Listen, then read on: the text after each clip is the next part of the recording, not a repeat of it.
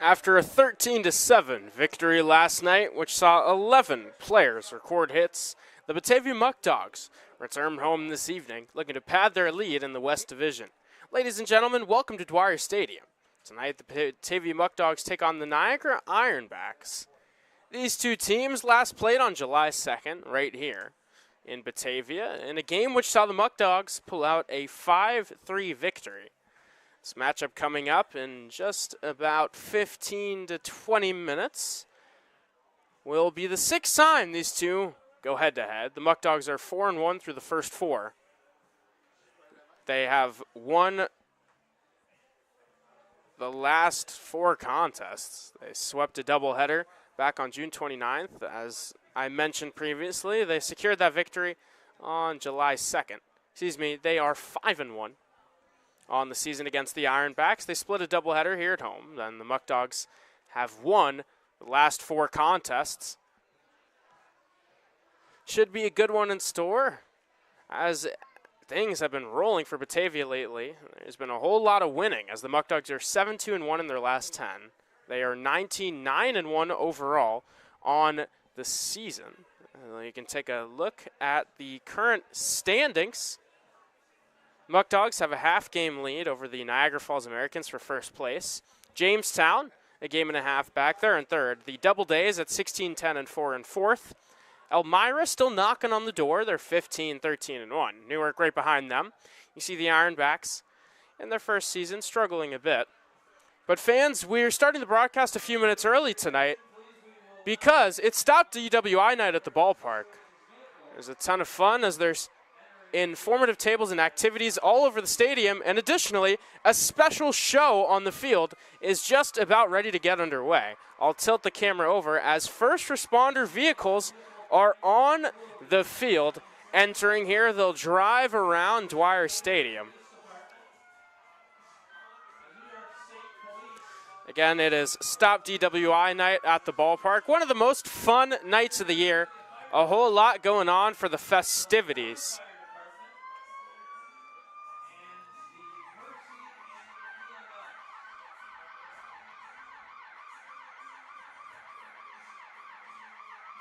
All the wonderful Muckdog interns helping organize this wonderful night. You can see a whole lot of fun like this here at Dwyer Stadium all summer long. As any night you come to the ballpark, there's going to be some type of fun promotion, some type of spectacle on display. As you can see, we got fire department, police vehicles, ambulances, all of the incredible first responders.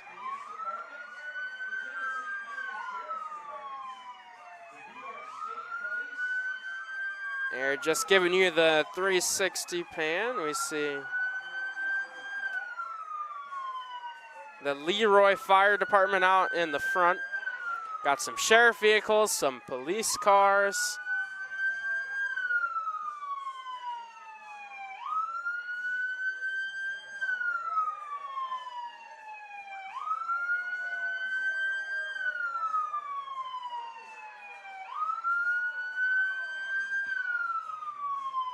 A cool scene here at Dwyer Stadium. And again, Muckdog fans, fun promotions like this are a common occurrence at Dwyer Stadium. So for tickets to any Muckdog game for the rest of the summer, you've only got 7 left after tonight. Please make sure to call 585-524-2260 for your tickets. As the first responders here stepping out of their vehicles, coming together by home plate here at Dwyer Stadium.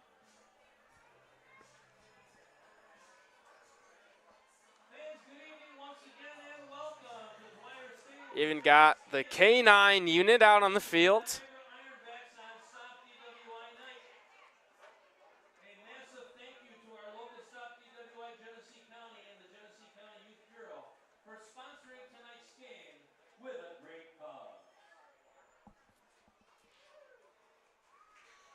See Skip Martinez going out.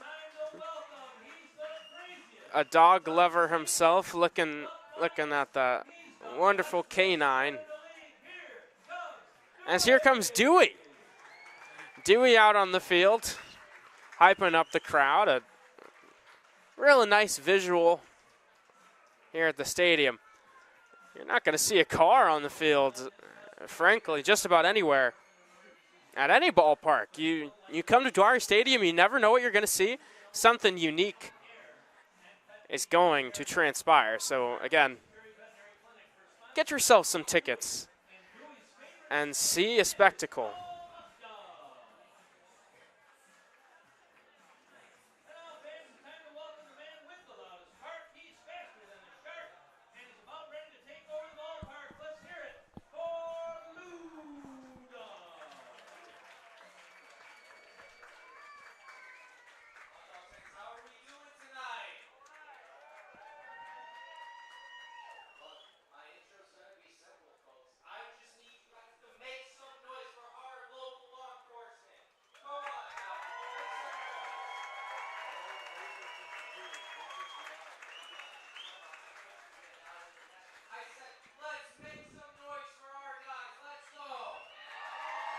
Lou Dog hyping up the crowd here on a beautiful Thursday night. Last night in the booth, tonight down there on the field handling business.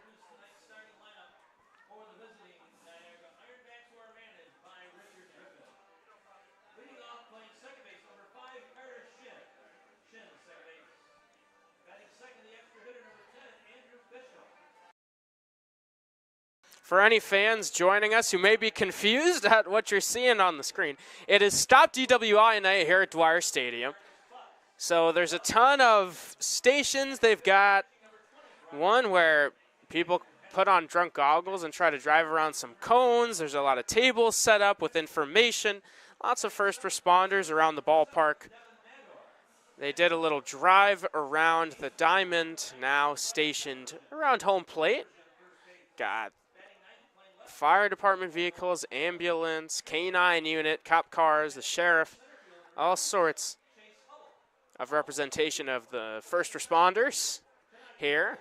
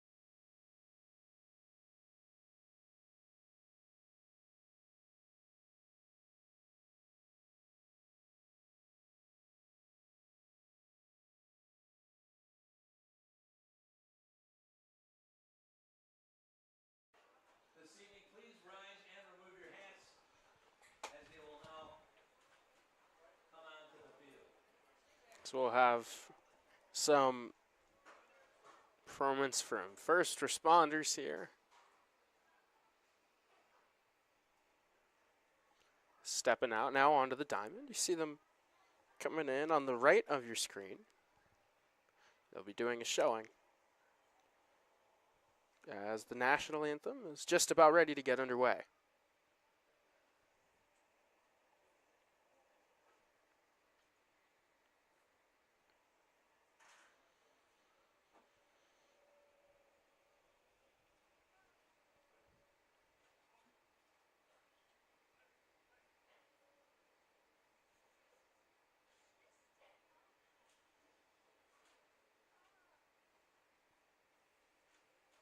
Fans, this evening, because of the presence of the Niagara Ironbacks, we will be singing both the Canada National Anthem and our own National Anthem. And fans, may I also kindly ask to please remember that after the completion of both anthems, please remain standing until the flag has exited the field. And now, fans, I'd like to welcome Batavia Muckdogs season ticket holder Kathy Preston for her rendition of O Canada. As she will be singing our national anthem. Oh, say,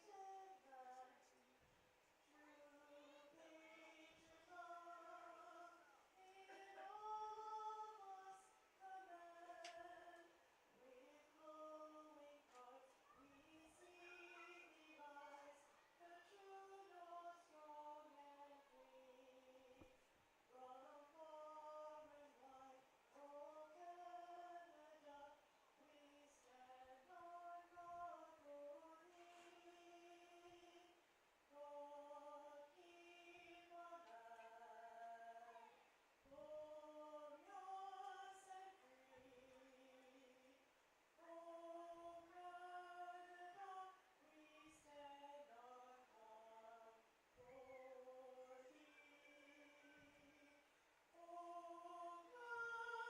proof through the night that our flag would stand there. Oh, say does that star-spangled banner yet wave o'er the land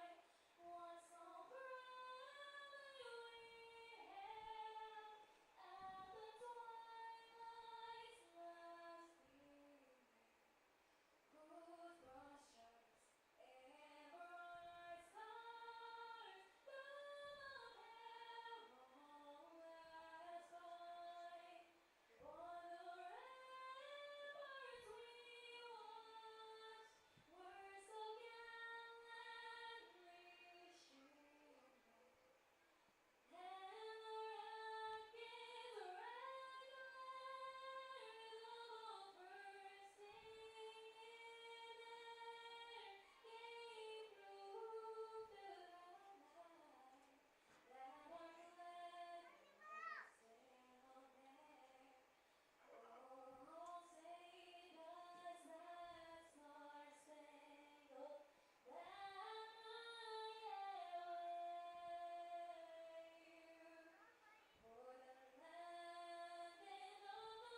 brave?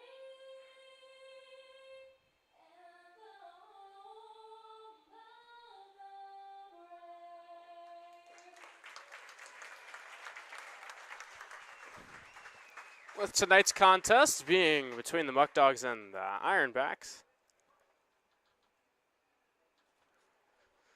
there is a performance of O Canada and the Star Spangled Banner. For anyone just tuning in, wondering what exactly is going on the field, it stopped DWI night at the ballpark, so some first responders, vehicles drove out onto the field before the game. You got a showing from the honor guard walking across the diamond. They're now just exiting the stadium. Thank you, everyone. Fans, it is now time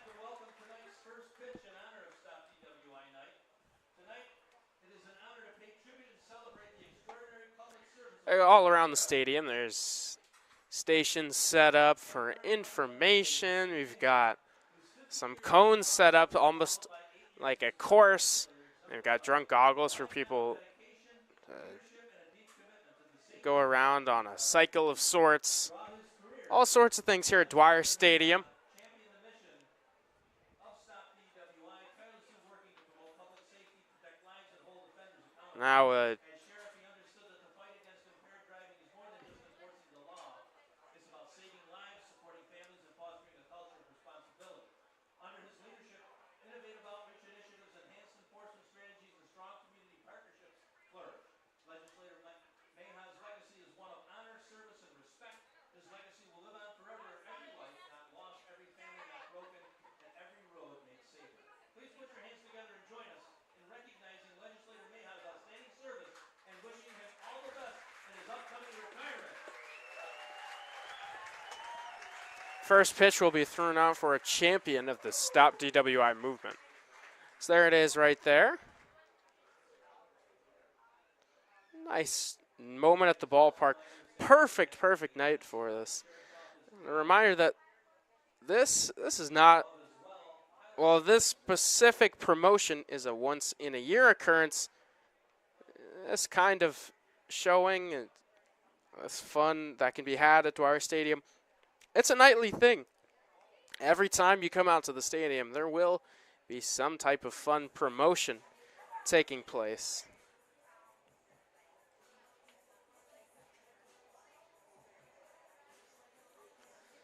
Now, with the first pitch done, just about ready for baseball, of course.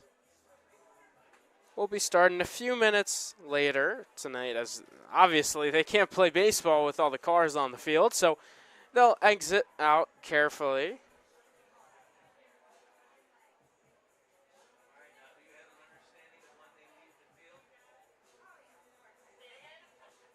Excellent job by everyone involved operating, making sure that this could run smooth, as it did. A great showing.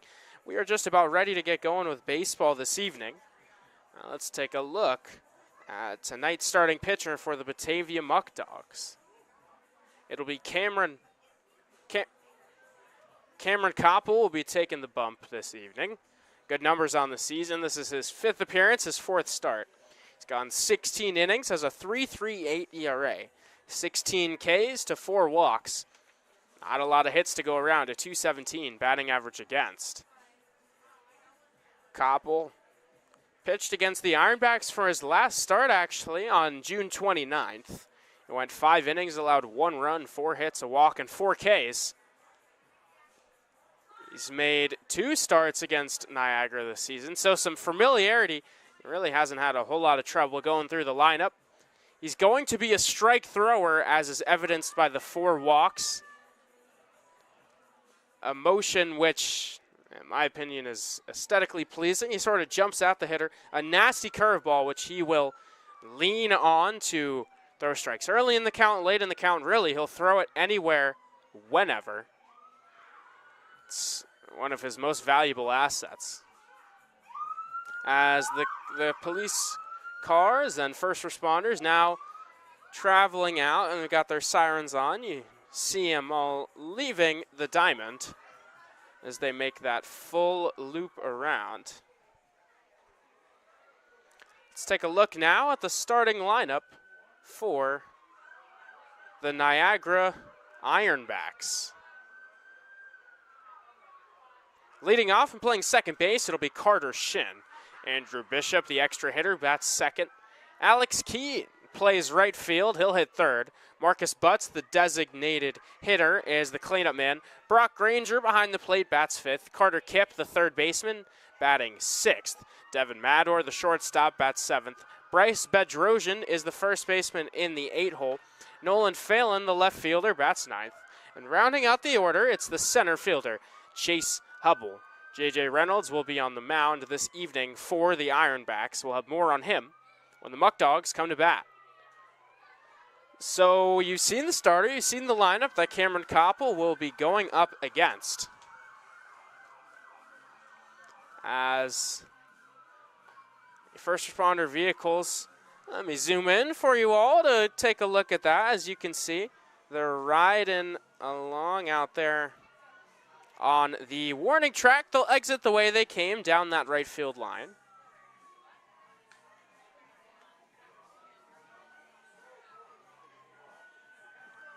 A great showing, a great cause. Stop DWI, you know. Of course, they can tell you all the statistics and everything better than I can. An Uber will cost you a whole lot more than your life. So while this is a fantastic showing, it's an even greater message. Don't put yourself at harm. Don't put other people at risk. Do what's right. Call a cab. A fine for parking overnight is a whole lot more pricey. Excuse me, is a whole lot less pricey than the emotional damage, the financial repercussions, all the repercussions that come with reckless driving, endangerment of others. A great showing. I can't say it enough. Everyone, please be safe out there. Make the responsible decision. That's what the first responders remind you. You know, a statistic that stuck with me, this is a PSA, I believe in the Czech Republic, related to drunk driving and speeding. The message is 13 minutes. Typically, a study was conducted in the Czech Republic. It still works here. It's the same idea. 13 minutes is generally what is saved from speeding, being irresponsible, driving under the influence. 13 minutes can cost you your life. That's just not, obviously, just not worth it. So be responsible. Again, we are just about ready now for baseball. Just wanted to close out on this evening with such a great message. We'd like to spread the word that these people so wonderfully show. As the first pitch tonight is fouled back, we are underway. Cameron Koppel facing Carter Shin.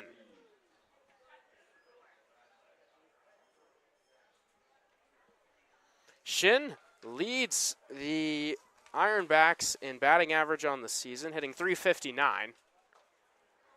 As there's that breaking ball I mentioned at the top of the air. That Koppel throws oh so effectively. It's no balls and 2 strikes.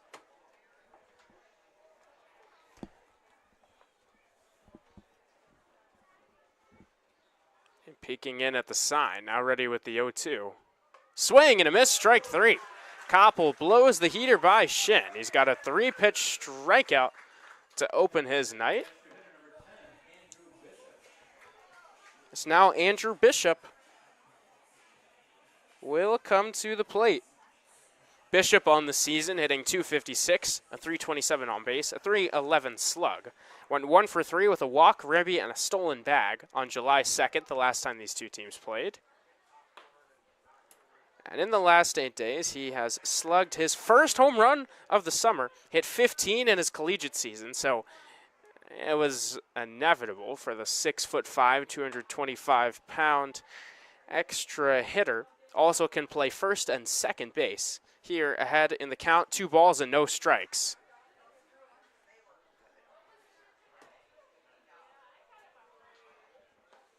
Check swing. There's a strike. 2-1 the count. The Ironbacks come into this game 4-25 on the season, but between these two teams, the matchups have generally been close. There's the 2-1. There's an awkward hack, a nasty pitch. That's the kind of swing that shows you how good the stuff is for Cameron Koppel.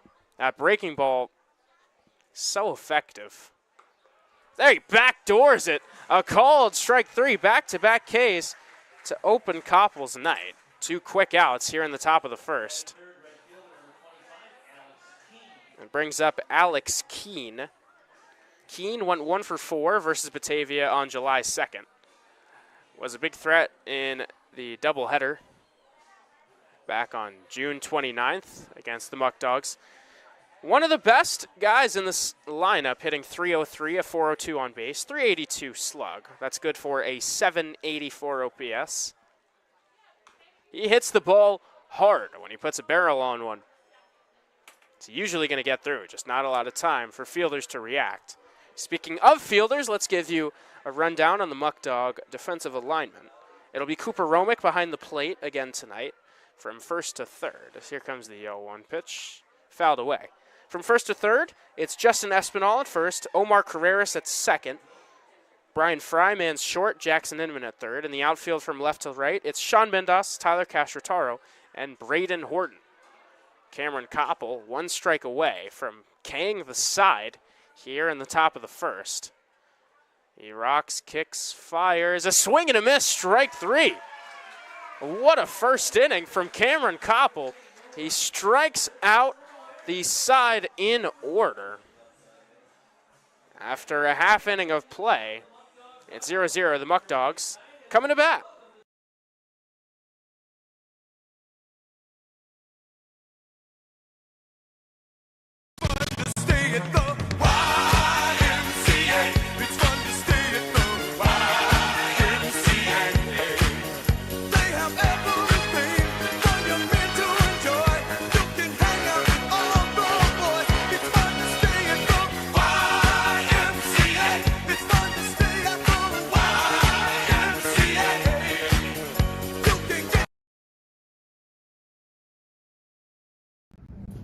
Did you know that 15 minutes can save you 15% or more on car insurance with Geico? Yeah, but did you know that Dewey's favorite snack is popcorn from the Batavia Muckdogs?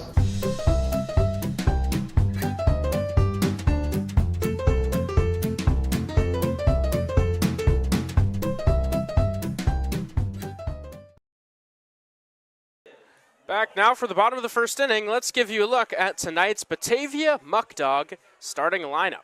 Leading off, it's the center fielder, Tyler Castrotaro. Braden Horton in right field will bat second. Sean Mendas mans left and bats third. Jackson Inman is the cleanup hitter, playing third base. Cooper Fesh, the extra hitter, bats fifth. Justin Espinal at first base will bat sixth. James Bolton is the DH, batting seventh. Brian Fry in the 8-hole, manning short. Omar Carreras at second base, bats ninth. And Cooper Romick will bat 10th, catching. A familiar foe for the Muckdogs on the mound as well. So Koppel with his second start against the Ironbacks in 2 weeks. Same story for J.J. Reynolds, the pitcher for the Ironbacks. Was brilliant, albeit in a loss on June 29th against the Muckdogs.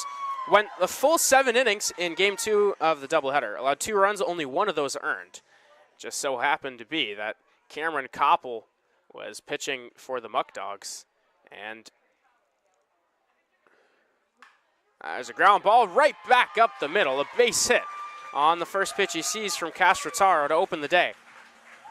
For J.J. Reynolds on the 29th, 7 innings, 2 runs, 1 earned, 5 hits, 1 walk, 3 Ks. Very rare circumstance where you see a pitcher toss a complete game and get a loss.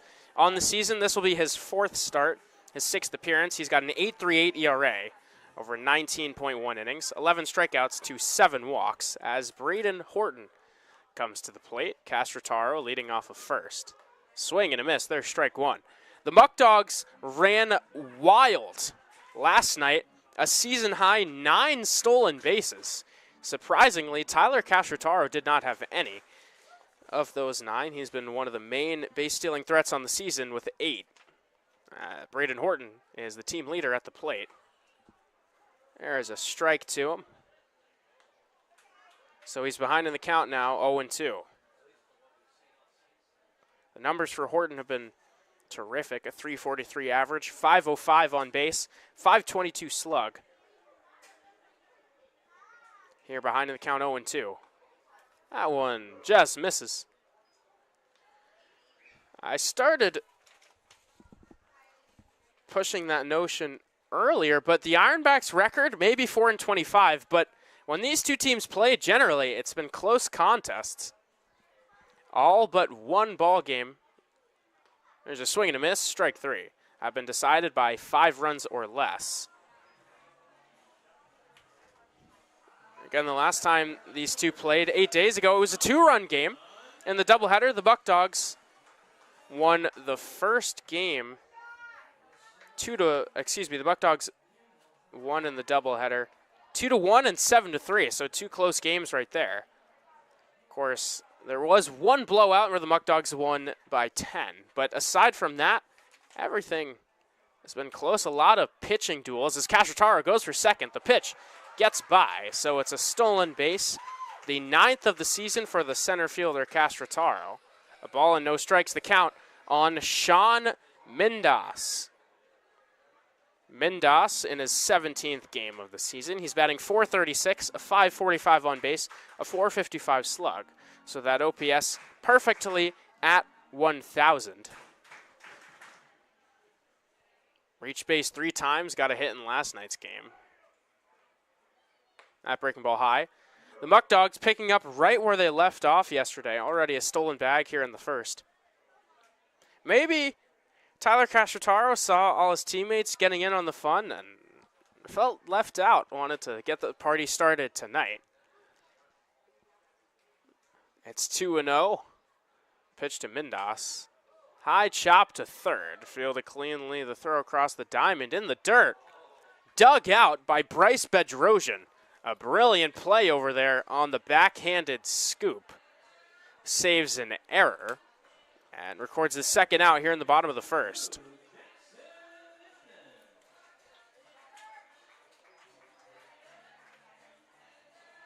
Jackson Inman will need to record a hit to put the Muckdogs on the board here in the bottom of the first. Had a big 2-run double in the first inning last night as Batavia threw 4 on the board in the blink of an eye. On the season, hitting .314, a .451 on base, an OPS at .922. Castrataro goes for third. The throw down is in time. Nice throw from the catcher, Brock Granger. Castrataro cut down to end the frame, so he steals one but then gets caught stealing. The Muckdogs get 1 hit. Leave nobody left on base due to the caught stealing. After an inning of play, this one is all knotted up at zeros.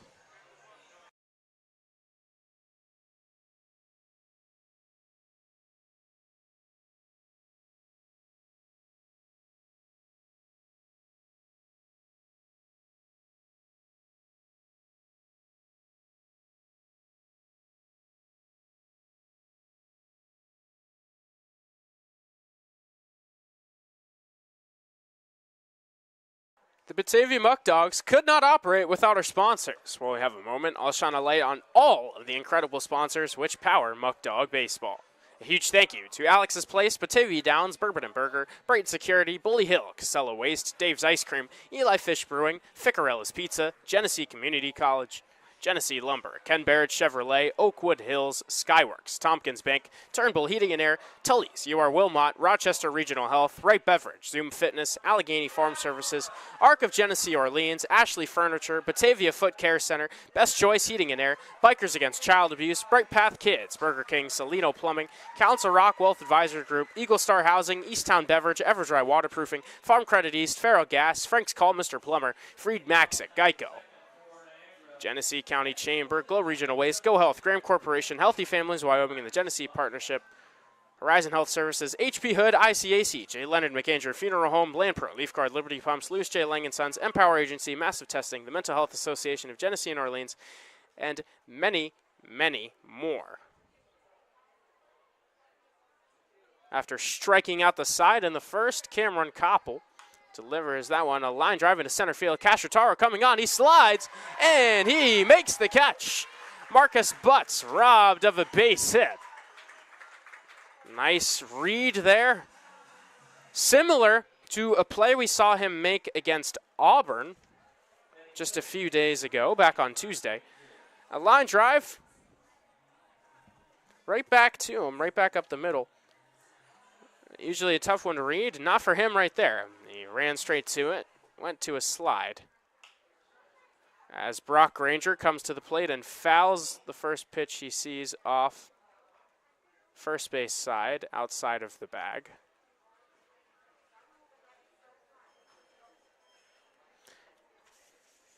Granger hitting .235 on the season. It's a fly ball into right field. Horton backtracking. He makes the catch a few steps in front of the warning track. 4 out number 2. Cameron Koppel working quickly through the first 5 outs of this one. As Carter Kipp is into the box. Kipp was hitless against the Muckdogs back on July 2nd. He's hitting .107 on the summer. A late addition to the Ironbacks roster. First pitch fastball is outside.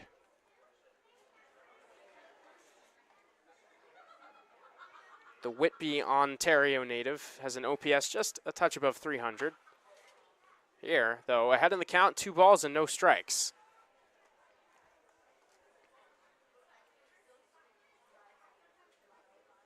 Swing and a miss.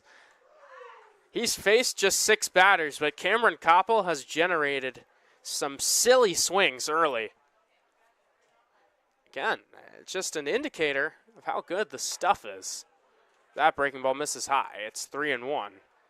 On Kipp, on deck is the shortstop, Devin Mador.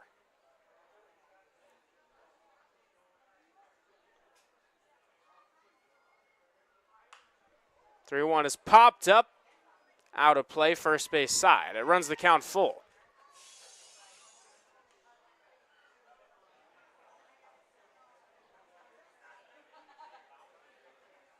Koppel looking to set down the first 6 he sees in order. Here he comes on the payoff. Fastball up high for ball 4.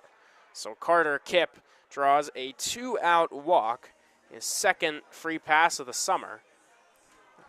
So there's a runner on first with 2 away for Devin Mador.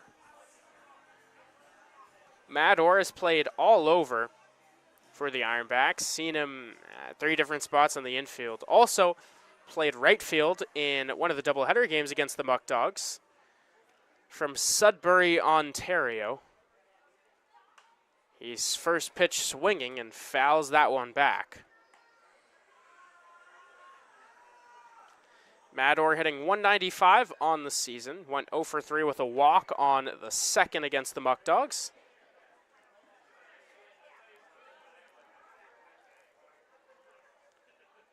A 1 is cut on a miss, chases the high heat. No balls and 2 strikes.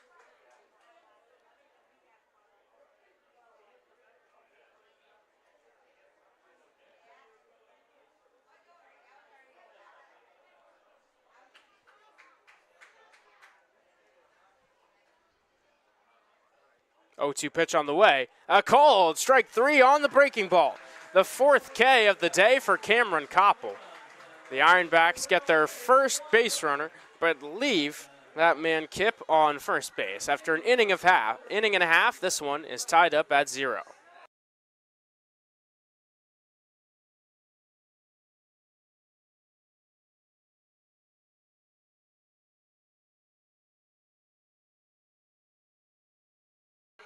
Muckdog fans, coming out to Tully's, great food and good times, on July 14th, Monday, so count it, just 4 days away. Come out to meet your Muckdogs. It'll take place, again, the July 14th from 5 to 8 p.m.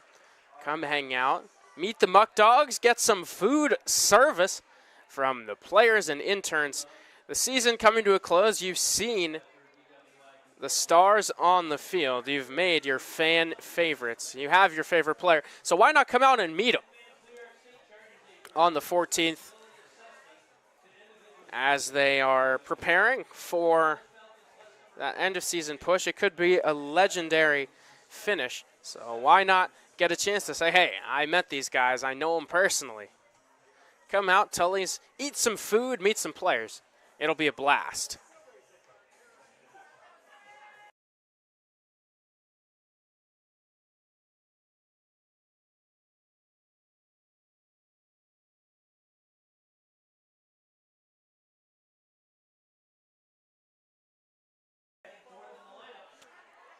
Jackson Inman will lead off here in the second as Tyler Castrataro was caught stealing while he was at the dish. He went 1 for 3 last night. The Muckdogs leapt ahead 8-0. First pitch fastball is outside from Reynolds. They sprinted out of the gate to an 8-0 lead, but the Red Wings bounced back. They made it an 8-7 game at one point.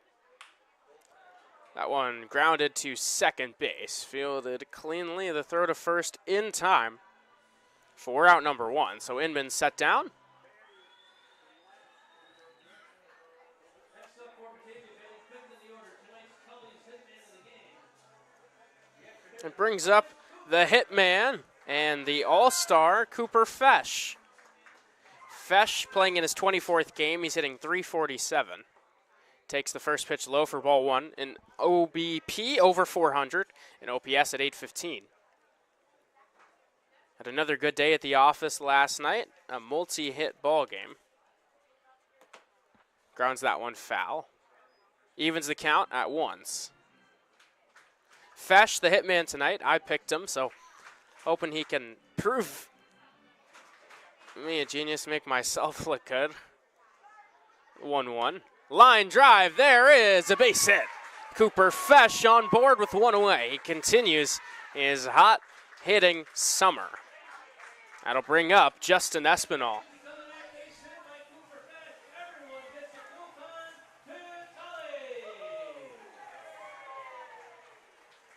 Justin Espinal coming to the plate.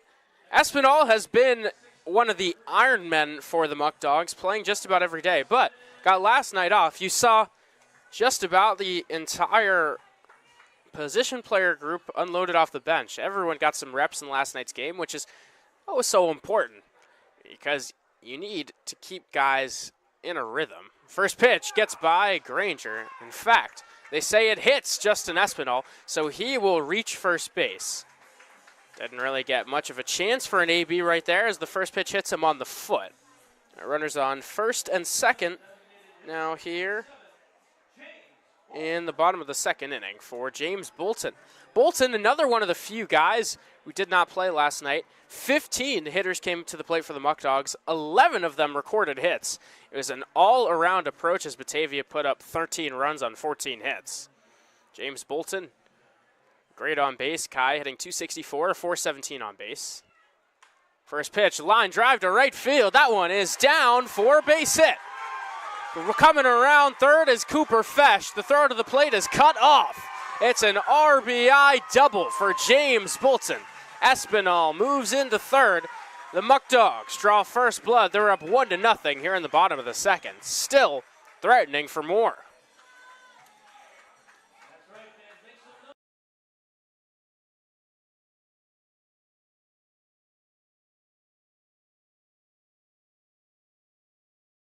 For anyone keeping score at home, that is ruled actually an RBI single. A single advancing to second on the throw was Bolton. Doesn't change anything for the Muckdogs situation as Brian Fry comes to the plate. First pitch, they say he fouled it off. Yes, they did. Justin Espinal started to charge for home, but Fry got a piece of that breaking ball. Behind in the count, 0-1. Went 1 for 1 with a walk and a ribby in last night's game. Hitting .267 on the season, his 27th game. He takes that pitch inside to even the count at 1s. An OPS at 761. Another one of the 8 Muckdog All-Stars. Has just been tremendous. A much-needed utility man who really, at this point, can't really call him a utility man. He bounced around, played a ton of different positions at the start of the season, but now he's just the everyday shortstop. He's looked great over there. Makes all the routine plays, has made a few sparklers, the 2-1. He's cut on and missed. Big hack right there. Evens the count at 2 balls and 2 strikes.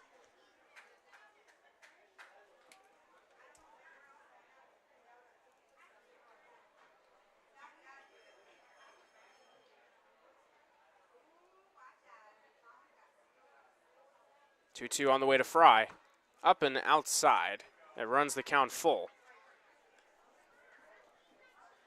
Brian Fry with the team leading 21 walks on the summer. Very well see him draw another.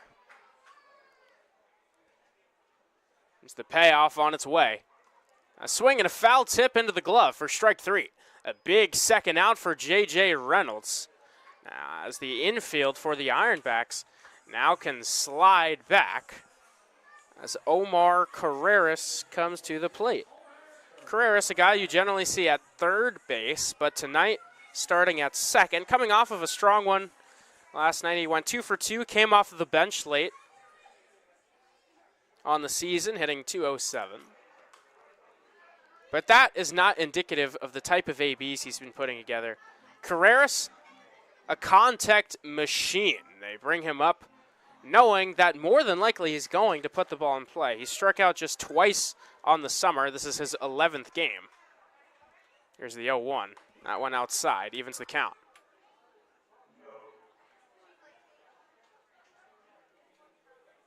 Carreras, as of now, the most recent addition to the Muckdog roster. We'll see some new pitchers. 1-1. It's fouled back. Some new players will be joining the squad at some point down the stretch.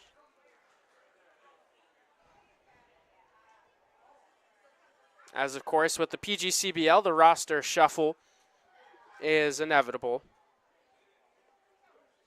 Here, a ball and 2 strikes on the second baseman, Carreras. The pitch from Reynolds. Grounded to shortstop. Fielded by Mador, but it goes under his legs and into center field. Actually not fielded cleanly as Bolton scores. 2 runs put on the board with 2 down here in the second inning. It's 3-0 Batavia. It'll be an E6, so no RBIs for Carreras. But the Muckdogs runs, they count the same. It's 3-0 now as Cooper Romick comes to the plate. Romick had a huge hit last night. As I mentioned, the Muckdogs were comfortably in front. They led 8-0 in the 5th inning. First pitch is a strike. But by the time they came up to bat in the top of the 8th, it was 8-7. Geneva put up 7 unanswered runs, and Cooper Romick delivered a huge hit, smacked a double off the left field wall. It started a 4-run rally in the 8th and put the Muckdogs in the lead for good. I check in on Omar Carreras over at first.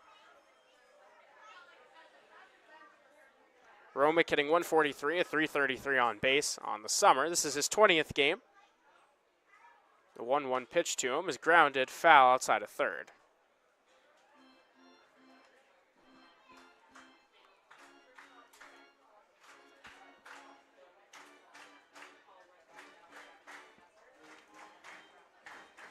Romick reached base 3 times yesterday, stole a bag, his second of the summer. One of 9, not just 9. You're not going to see a lot of 9 stolen base games. Here comes the 1-2. Reached out, grounded. Slow roller to third. Kip has it hit off of him. Mador was there to back up, but no dice. That one is ruled an infield single for Cooper Romick. But the slow nature of that one was going to be a very tough play to gun him down at first. So, the hit turns the lineup over. Runners on first and second for Tyler Castrataro. Already 3 runs home here in the Muckdog half of the second inning. After a base hit his last time up.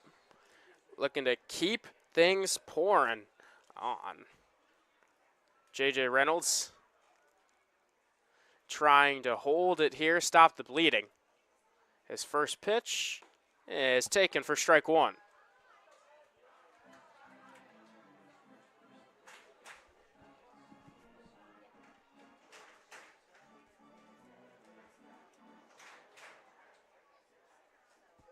Three runs on 3 hits so far on the inning for the Muckdogs. Similar pitch right there, paints the outside corner. So Castrataro behind 0-2. But oftentimes for him, this is when the AB starts. Once it gets to 2 strikes, he fouls everything off. He takes close pitches. See if he can do what he's done all year here. There's a fly ball into deep left field. Given a ride, but there to make the play is Nolan Phelan to retire the side. The Muckdogs strike first in this one. They put up 3 runs on 3 hits. They leave 2 left on base. After 2 innings of play, they are up 3-0.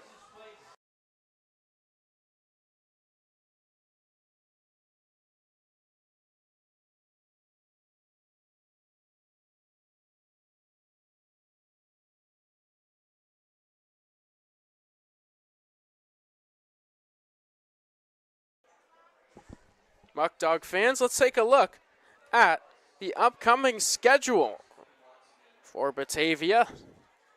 Right back home tomorrow here at Dwyer Stadium. Muckdogs take on the heated rival Elmira Pioneers. Elmira just knocking on the door of a top 4 spot in the West. The Muckdogs could really set them back a bit with a win, so that'll be a heated game. Of course, every game matters oh so much down the stretch. Batavia trying to lock up the top spot. Elmira trying to jockey for positioning in the playoffs. It's also Strikeout Cancer Night at the ballpark. That one begins at 6:30. Presented by Wilmot Cancer Center. July 12th, the Muckdogs home against the Diesel at 6:30 p.m. It's YMCA night and Military Appreciation Night at the stadium. Then Sunday begins a bit of a road stretch. The Muckdogs play a doubleheader in Newark, beginning the first game does at 3 p.m. on Sunday the 13th. And then an off day Monday, but the 15th begins a stretch to close out the summer. The Muckdogs play every day from July 15th to the end of the regular season on the 27th. They'll be in Niagara Falls to begin that stretch. For tickets to any of the remaining 7 Muckdog home games, please call 585-524-2260. Cameron Koppel. His first pitch of the third is a check swing. They appeal down the first. They say he didn't go. So 1-0 the count on Bryce Bedrosian. There's a line drive. Fair ball down the right field line, just past Espinal. Kicks off the sidewall. Horton Fields throws into second, not in time. So it's a lead-off double for the first baseman, Bedrosian. The first hit of the day for the Ironbacks, as they look to answer back after the Muckdogs. Big bottom of the second. Nolan Phelan will now come to the plate. Phelan from St. Catharines, Ontario, will the place the Ironbacks call home. He is hitting 182, but a 362 on base percentage on the season. He swings and misses through strike 1. Phelan went 0 for 2 versus the Muckdogs on July 2nd. Here comes the 0-1 from Koppel. That one outside. The first man to reach scoring position today for the Ironbacks. Carter Kipp had a 2-out walk in the second. That's been their only base runner outside of Bedrosian's leadoff double. 1-1 fastball, popped up first base side. Espinal chases for a moment, but it's out of play.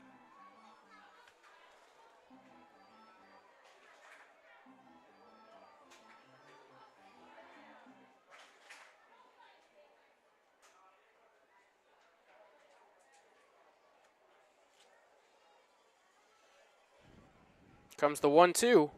Line drive caught by Brian Fry. It stayed up in the air just long enough. Hit off of the end of Phelan's bat, so out number 1. Able to make it back to second in time is Bedrosian. So now 1 down in the third for Chase Hubble.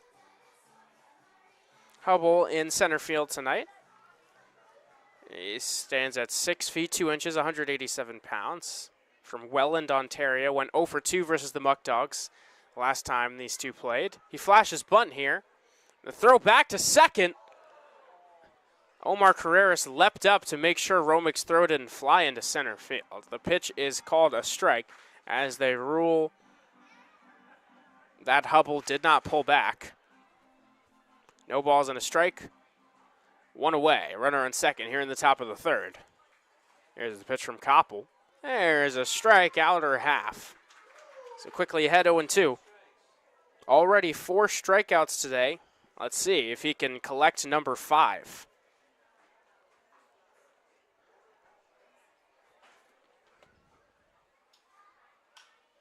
There's a fly ball into right center field. Coming on is Horton. He makes the catch. Throws into second, Brian Fry fields. A second out. The Ironbacks in danger of stranding a leadoff double. But just the man they'd like to see up at the plate as Carter Shin comes to the dish, leads the team in hitting. He's got 14 ribbies. That number also leads the Ironbacks. Playing second base today. You've seen him at shortstop, third base. Has an 876 OPS. Here comes the first pitch. Fouled back.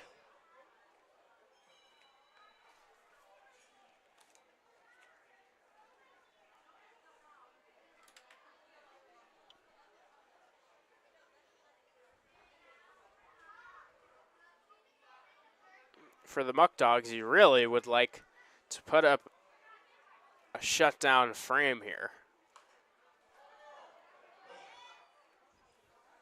Jumping out to a big lead. You saw it last night. While Geneva did almost come back momentarily, when the season is coming down the stretch and you never know who you're going to need come playoff time.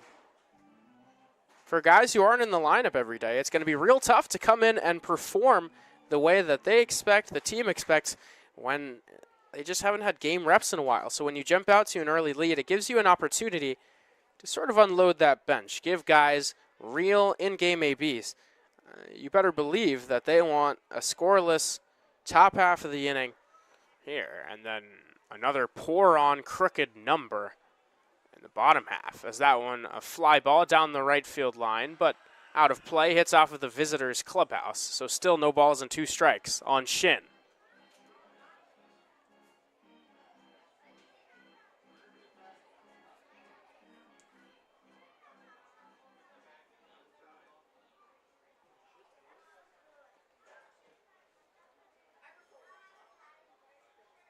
Oh, 2 pitch on the way. Fastball outside. Have not seen the breaking ball yet in this AB. Let's see if he's been saving it for this moment.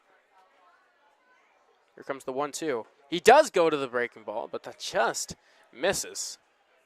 Count even at 2-2. I say breaking ball. That didn't quite look like his patented curveball. It was a little faster. It definitely had some horizontal break glove side. Here comes the 2-2. Broken bat, flare into left center field. That one is down for a base hit. Mindos Fields. It's going to be a close one at the plate. The throw is not in time. Scoring is Bedrosian. The Ironbacks on the board with 2 away here in the top of the 3rd inning. Carter Shin continues to do what he's done all year as it's a 3-1 ball game.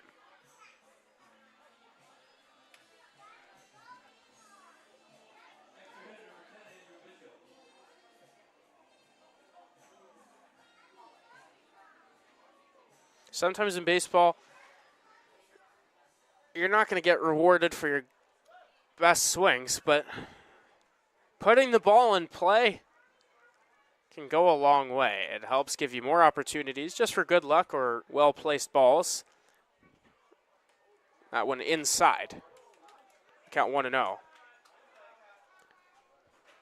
That swing right there is a great example of why it's so valuable to hit the ball in the air as opposed to on the ground.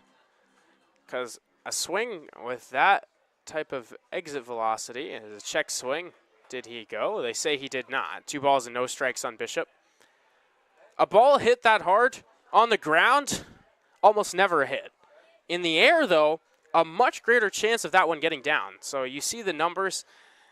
Line drives There's a line drive right there down the right field line. It's one hop in front of Horton. Going from first to third is Shin. Andrew Bishop pulls up there with a 2-out single. 2 straight knocks for the Ironbacks. They've got runners on the corners, trying to push themselves further back into this ball game. As the dangerous Alex Keene comes to the plate. Line drives, I believe, have about a 600 batting average. Obviously, more extra base hits. Ground balls, around 200. There's a big difference. Of course, those are MLB numbers. It's going to be a bit different here. But the story stays the same, that if you hit a ball in the air with softer contact, it's much more likely to be a hit than on the ground. As there's a line drive, another base hit. The Ironbacks, 3 straight 2-out knocks. Another run comes home on the ribby single from Alex Keene. It's 3-2. Still 2 men aboard here in the third, as pitching coach Grant Bickham will have a chat with Koppel. Fans, it's now time for our first raffle of the evening. You have your white ticket available. Pull out your white ticket. This is for a children's game set. 1, 2, and 3 in the order were struck out in order in the first inning. In the third, a different story. A single from Shin, a single from Bishop, and a single from Keene. Maybe the same result in the box score, but not the same story on all 3. Hard hit balls from Bishop and Keene. Just a broken bat blooper off of Carter Shin's bat. But again, it counts the same. Some words of encouragement from Coach Grant, as Cameron Koppel is tasked now with the designated hitter, Marcus Butts. Butts had a knock, went 1 for 3 the last time these two teams played. On the season, hitting .297, a .395 on base. OPS at .733. A guy that you're not going to strike out a whole lot, just 3 Ks on the season. First pitch here is on the outside corner. You saw a lot of the damage was done against Koppel's fastball. Here he starts out the AB with a breaking ball. Goes to it again. That one reached out, poked into right center field. Horton, though, hustling, comes on, makes the catch to retire the side. So the Ironbacks score 2 runs on 4 hits. They leave 2 runners left on base. They cut their deficit from 3-1, but Muckdogs still in front, 3-2 after 2.5 innings of play this evening.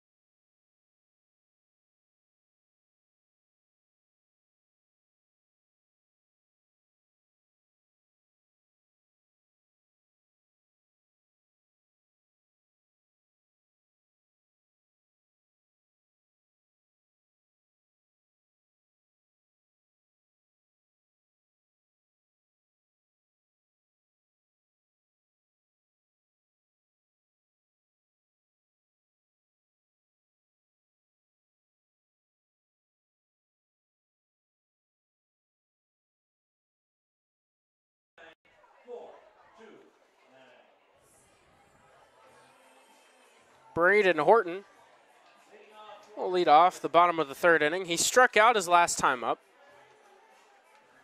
Went 1 for 3 last night. Stole 2 bases, and with those 2 stolen bags, took sole possession of first place on the team. He's got 9 swiped on the summer. One of the best thieves so far. First pitch fastball to him is outside. Some gray clouds up in the sky over Dwyer Stadium. There's a strike. Braden Horton not too enthused with the call, but the count even at 1-1. It'll be Horton, Mindas, and Inman in the bottom of the 3rd inning. Looking to respond to the Ironbacks' response. The Muckdogs, 3 in the bottom of the 2nd. The Ironbacks, 2 in the top of the 3rd. And again, the games between these 2 teams have been tight. 1 blowout victory for the Muckdogs. But aside from that, every single game has been decided by 4 runs or less. Here comes the 1-2. That one misses high. 2 balls and 2 strikes on Horton.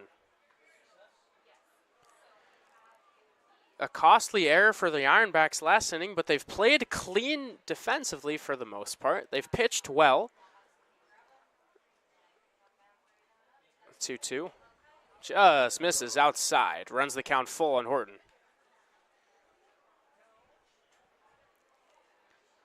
If I were an umpire, I generally have the sense if Braden Horton doesn't swing at a pitch, it probably is not a strike. Here's the 3-2.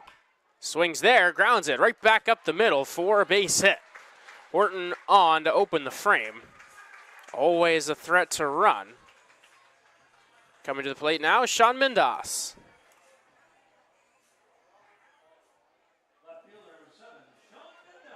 Mindas grounded out back in the 1st inning.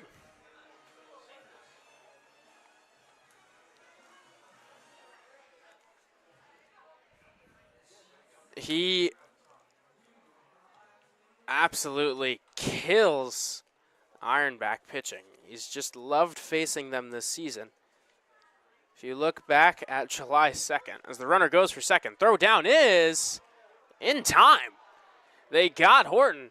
Brock Granger with his 2nd caught stealing in 3 innings.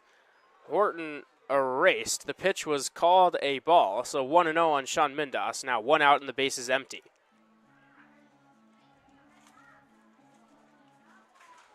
On July 2nd, Sean Mindas went a perfect 4 for 4 against the Ironbacks. See, there's a fly ball into right field, so now he'll be 0 for 2 on the day. Maybe they made that adjustment. 2 outs, nobody on, as Jackson Inman will come to the plate.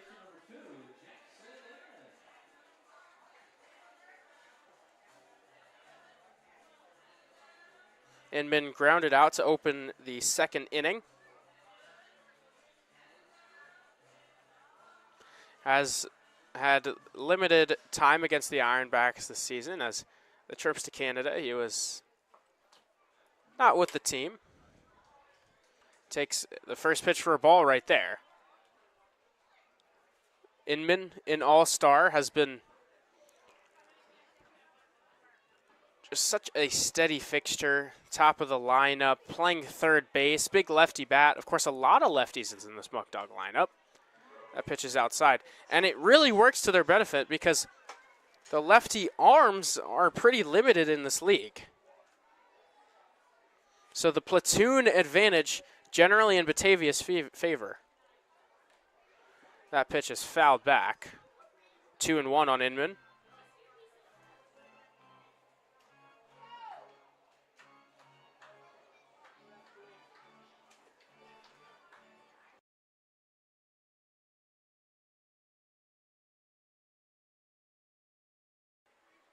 Reynolds rocks, kicks, fires. That one outside. 3-1 now on Inman.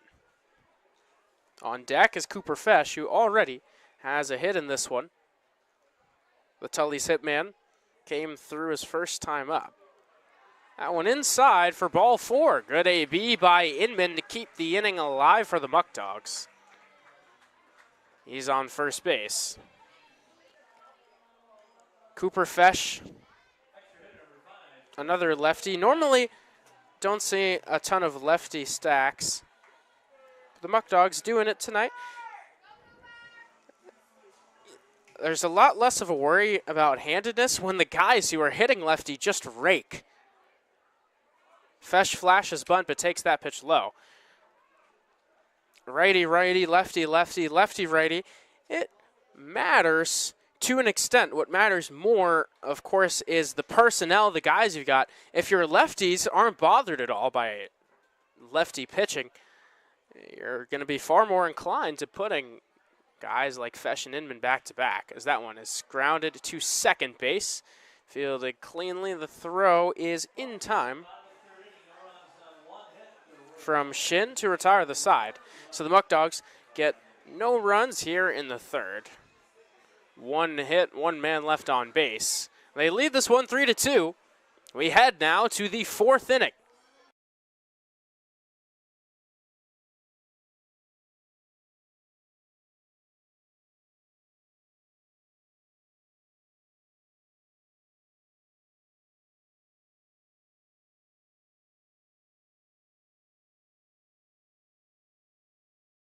People always ask me, Sophia, how do you change a tire?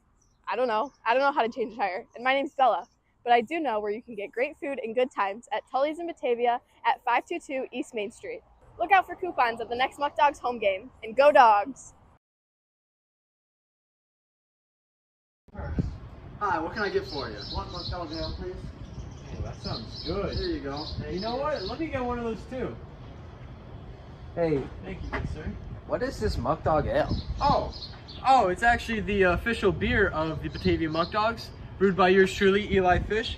Come down, stop by, and get yourself some drinks, some food, awesome stuff at 109 Main Street.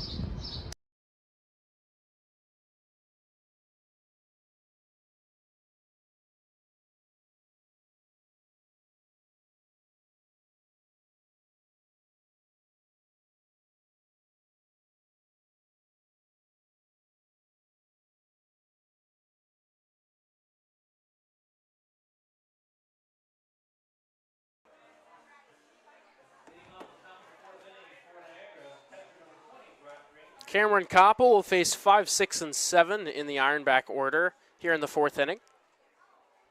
Smooth first two, but Niagara clipped him a little bit with 2 outs in the third. The first pitch is in there for strike one. And I noted it last inning. Most of the damage was done against his fastball. We'll see the adjustment if he starts throwing more curveballs in there. There's a fastball, base hit, and a right field from Granger. He's on board to open the fourth.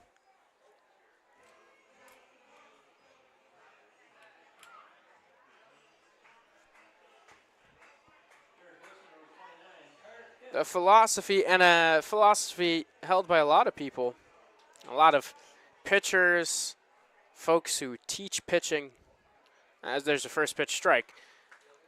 You want to challenge guys. You don't want to let guys on without proving themselves. So here's the 0-1. There's a fly ball into left field. Mendas backing up. He will step to the side as Tyler Castrotaro makes the catch. Of course, the center fielder reigns king in the outfield. Makes the grab for out number 1.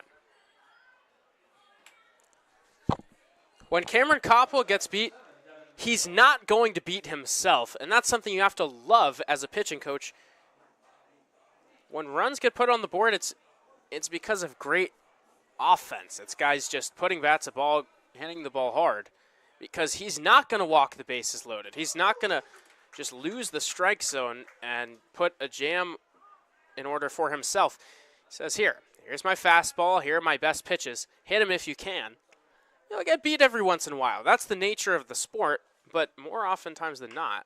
There's a line drive, base hit into left field. Devin Mador is on with 1 down. Runners on first and second for the Ironbacks.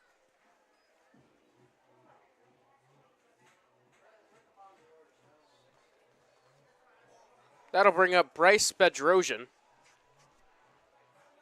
Another thing of note, this is the third time Koppel has faced the Ironbacks, so that familiarity perhaps showing itself a bit as a little more than 1.5 times through the order. 6 hits for Niagara. I'm getting knocks, but still only 2 runs on the board. Bedrosian led off the third with a double. He swings and misses through a breaking ball right here.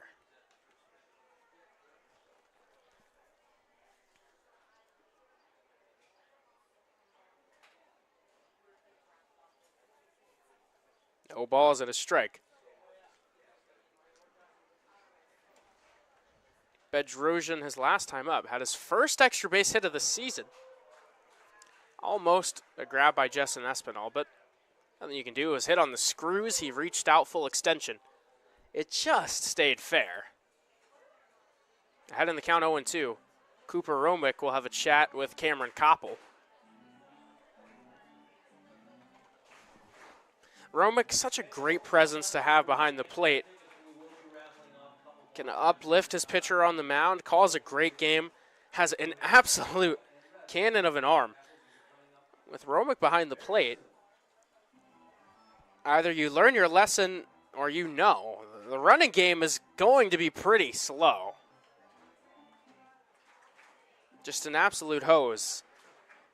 Oftentimes when teams try to be aggressive and push the issue, they wind up regretting their decision.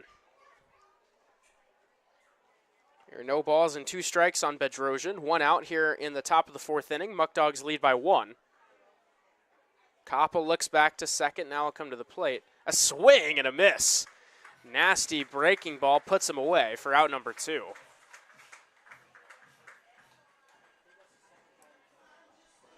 For Koppel, that's his 5th K of the day. He struck out the side in the first inning. A little bit more resistance in the following 3, but 1 out away from going through 4 innings, allowing just 2 is Koppel, as he'll face Nolan Phelan with 2 on and 2 out.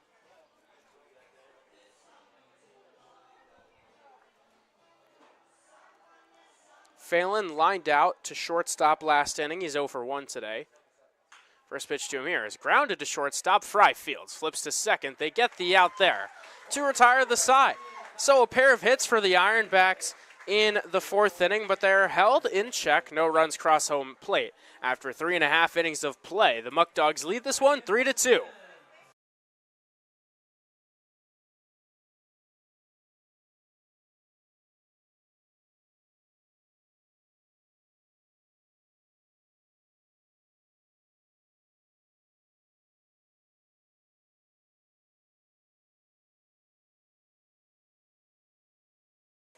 The Batavia Muckdogs could not operate without our sponsors. So while we have a moment, I'll shine a light on all the incredible sponsors which power Muckdog Baseball. A huge thank you to Alex's Place, Batavia Downs, Bourbon and Burger, Brighton Security, Bully Hill, Casella Waste, Dave's Ice Cream, Eli Fish Brewing, Ficarella's Pizza, Genesee Community College, Genesee Lumber, Ken Barrett Chevrolet, Oakwood Hills, Skyworks, Tompkins Bank, Turnbull Heating and Air, Tully's, UR Wilmot, Rochester Regional Health, Wright Beverage, Zoom Fitness, Allegheny Farm Services, Arc of Genesee Orleans, Ashley Furniture, Batavia Foot Care Center, Best Choice Heating and Air, Bikers Against Child Abuse, Bright Path Kids, Burger King, Salino Plumbing, Council Rock Wealth Advisory Group, Eagle Star Housing, Easttown Beverage, Everdry Waterproofing, Farm Credit East, Farrell Gas, Frank's Call Mr. Plumber, Freed Maxick, Geico, Genesee County Chamber, Glow Regional Waste, Go Health, Graham Corporation, Healthy Families Wyoming, and the Genesee Partnership, Horizon Health Services, HP Hood, ICAC, J. Leonard McAndrew Funeral Home, Land Pro, Leaf Guard, Liberty Pumps, Louis J. Lang & Sons, Empower Agency, Massive Testing, Mental Health Association of Genesee and Orleans, Myers RV, Mogoveros Automotive, the National Guard, the New York State School for the Blind, Oak Orchard Health, Oatka Milk Products, Overheard Door, PNCG, Pellegrino Auto Sales, Perry Veterinary Clinic, Stan's Harley Davidson, Stop DWI, Suburban Propane, TF Brown's Toyota of Batavia, Trevor R. Rally State Farm, TVFCU, and the United States Gypsum Company.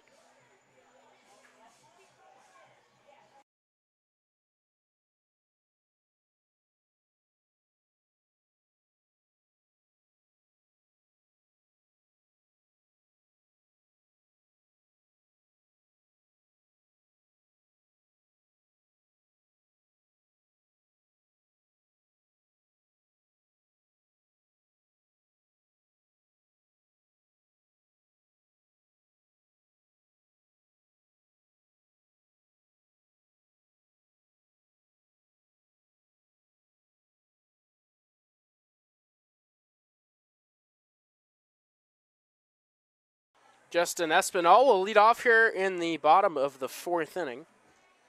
Was hit by the first pitch he saw his last time up. This is his second trip to the plate against J.J. Reynolds. First pitch to him is outside for ball 1. Curious to see how Espinal responds to a day off, something that he's really not used to. He's played in all but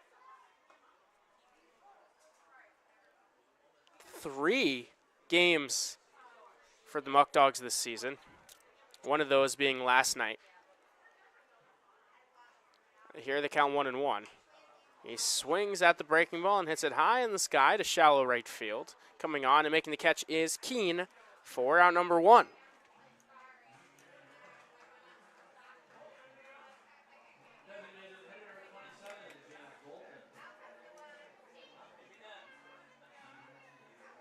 James Bolton now up to the plate. Bolton had an RBI single his first time up. Here he lines that one to right. Similar looking swing. Continues to use the big part of the field, his second hit of the day.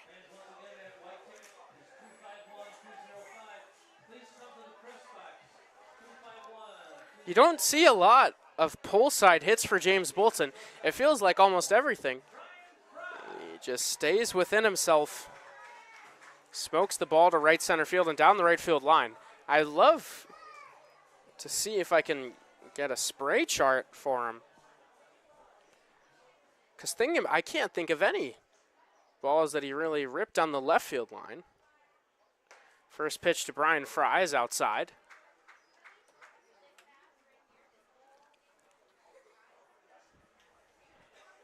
Fry struck out in the second inning. Hoping to turn his fortune here. The 1-0 pitch is fouled off at home plate.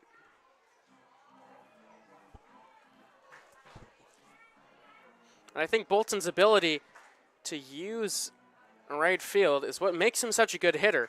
He led the Muckdogs in batting average last summer. He's been great at getting on base. He works along ABs, draws walks. That's what gets you an on-base percentage over 400. The 1-1 to Fry. He flashes bunt, puts it down, but it's foul outside of third.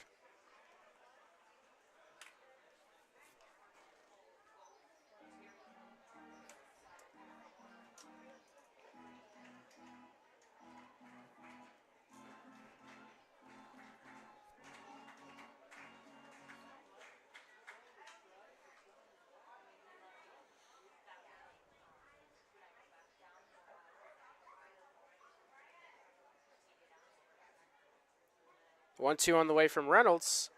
Fouled away. They'll do it again. If you're making a list of most valuable players for the Muckdogs this season, there's so many guys to choose from.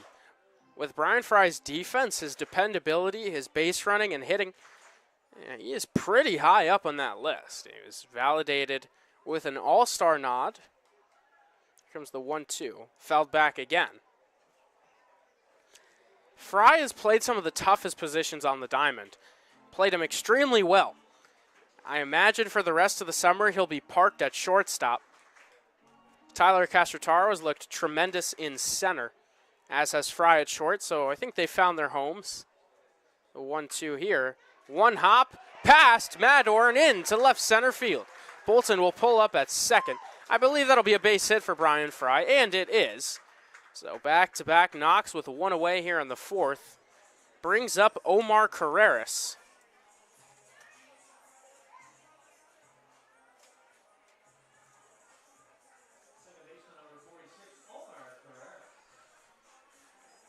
Carreras reached on an E6 his last time up. It was on that E6 where 2 runs came around to score. That is the difference in the game right now as the Muckdogs lead 3-2. All 3 of those runs came in the bottom half of the second inning. First pitch strike to the second baseman. The light's starting to come on this overcast Thursday night at the stadium. That one just misses outside. Looked like a slider. Evens the count at 1-1.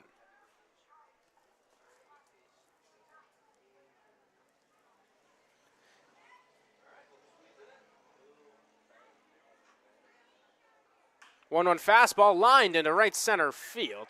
Keene reaches out and makes the catch. Looked like he misread it a bit off the bat.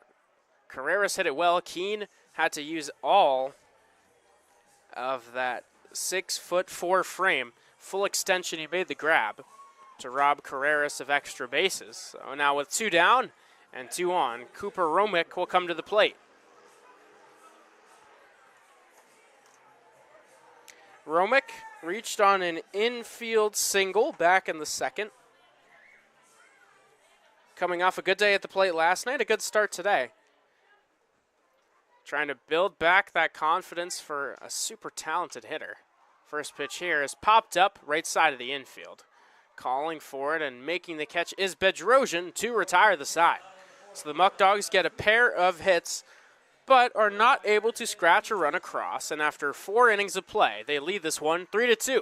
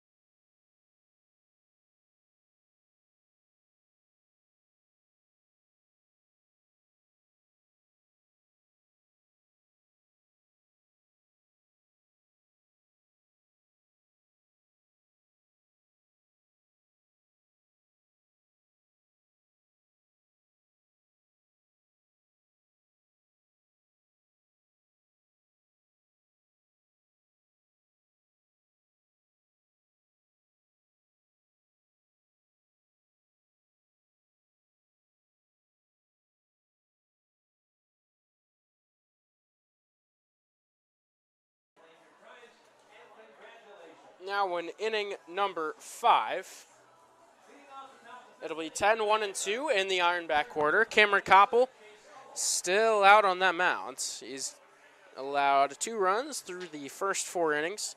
Struck out 5, walked 1, allowed 6 hits.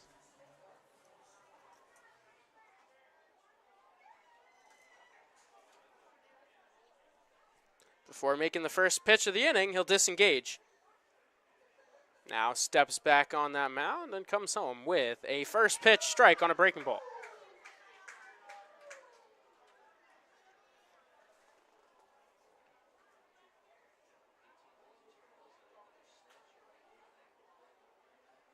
That breaking ball comes inside, almost hits Hubble, but he dances out of the way. The count even at 1-1. He flew out his last time up. Breaking ball misses high. Some stretching and loosening up out in the Muckdog bullpen, but not a whole lot of urgency. Cameron Koppel has done a good job through 4 innings today. 2-1. Fastball, fly ball into left field. Mindas backtracking that one over his head and to the wall. Chase Hubble will pull into second with a leadoff double. The Ironbacks continuing to get base hits. That's their 7th of the day. They're threatening here to open the 5th.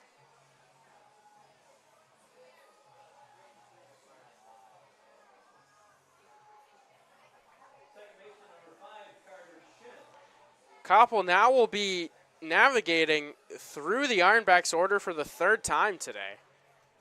And the top of the lineup, it's been a tale of 2 ABs. The first time up, Shin, Bishop, and Keene all went down on strikes. The second time they faced Koppel, They all had base hits with 2 outs. They've produced the 2 runs on the board for the Ironbacks. Now the tying run in scoring position with nobody out. First pitch to Shin is outside for ball 1. Shin using a new piece of wood. He had a broken bat single into left field. Back in the third to start the 2-out rally. Open for a similar result here. As similar spot, blooping fly ball. That one gets down. Almost the same exact play. It's the second hit of the day for Carter Shin. Hubble had to hold up at second. Just a few steps off the bag. Had to make sure that that one was not caught. So that will be it for Cameron Koppel. The action wasn't super urgent, likely because someone was already ready out of the pen. Looks like it'll be the left-hander Evan Hollinsworth. So Koppel exits after 4 innings of work. He leaves with runners on first and third. Those are both his responsibility. His final line still yet to be decided, as Hollinsworth will try to keep the Muckdogs' lead intact when we return.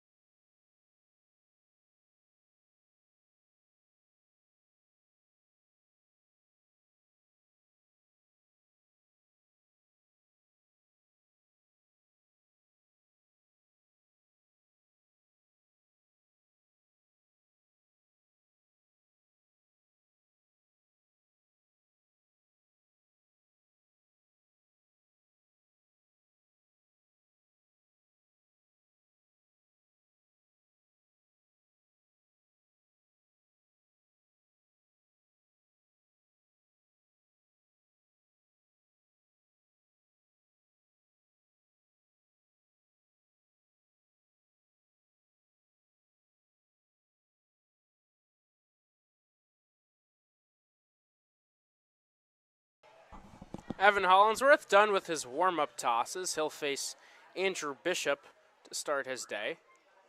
On the season, a 4.08 ERA. This is his 12th appearance. Looks back to first, now comes home. There's a strike. Back at the numbers. 4.08 ERA, 18 Ks to 13 walks. He's been one of the main relievers trusted out of the pen. Put in a big spot here. Runners on the corners, nobody out. Runner goes for second, breaking ball high. The throw from Romick, not in time, coming for the plate, and scoring is Chase Hubble. So the game is all tied up. Carter Shin steals second. The go-ahead run in scoring position now for the Ironbacks. Is the count even at a ball and a strike.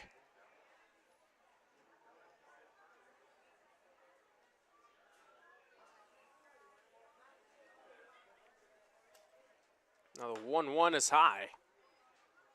2 balls and a strike. The count on Bishop, who singled his last time up.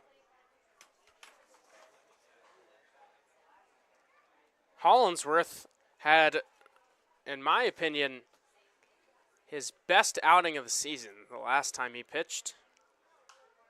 That one fouled away, third base side out of play. Went 2 scoreless, hitless innings. In fact, 2 perfect innings. He didn't allow a base runner. Struck out 3 against Auburn in the crazy 1-1 tie. Looks back to second. Now comes home. A swing and a miss. Nasty breaking ball. Bishop set down for out number 1.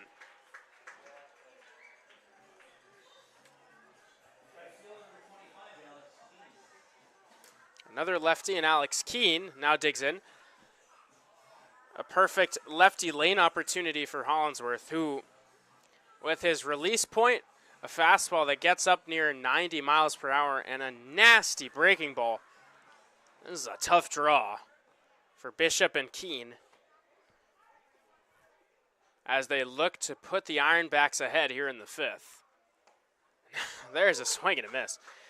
That's the breaking ball he displayed versus Auburn.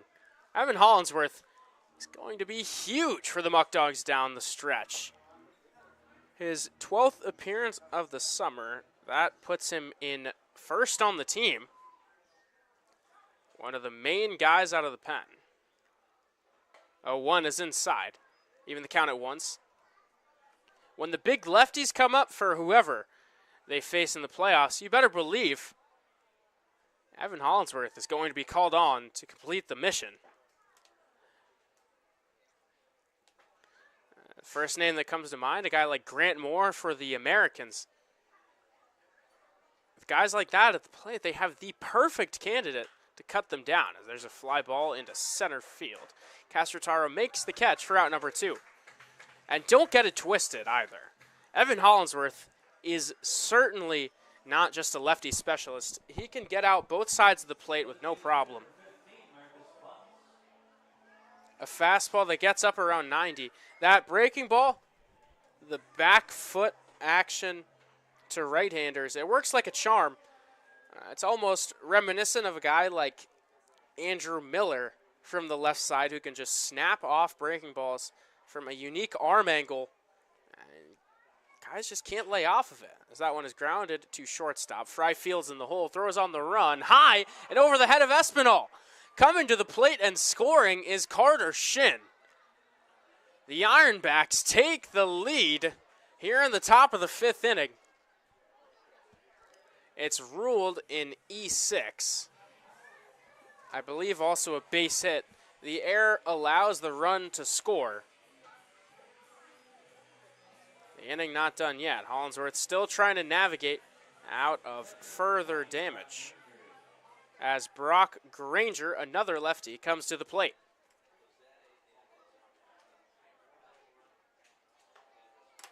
There's a strike. That was Marcus Butts who produced the go-ahead knock. Does not get credit for an RBI.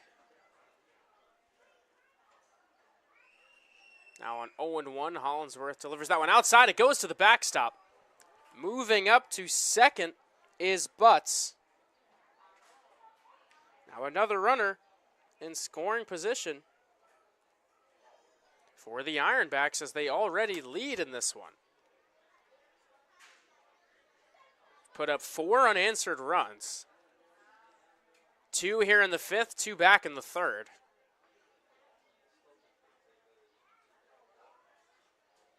Here comes the 1-1. Fouled away. The ball and 2 strikes, the count.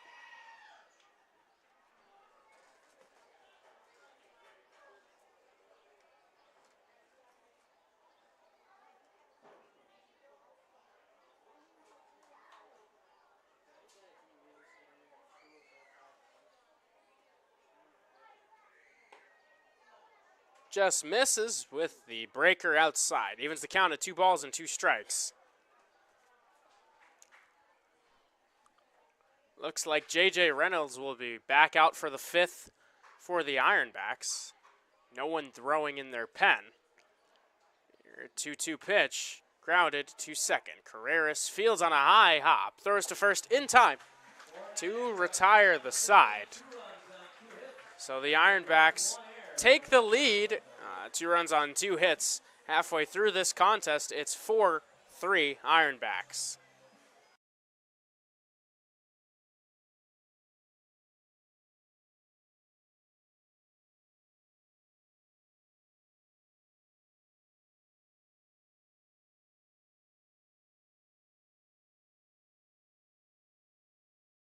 Hey, I bet you're a real good catcher of donuts in your mouth. Hey! Don't chop at it. It's not a sword. You're not a sword. Come on. Right, two. Oh, that's ugly, man. Strike out, video boy. Come on now. Strike three. I caught it. You're out. But I ticked it. It hit the bat. You're still out. You're still bat.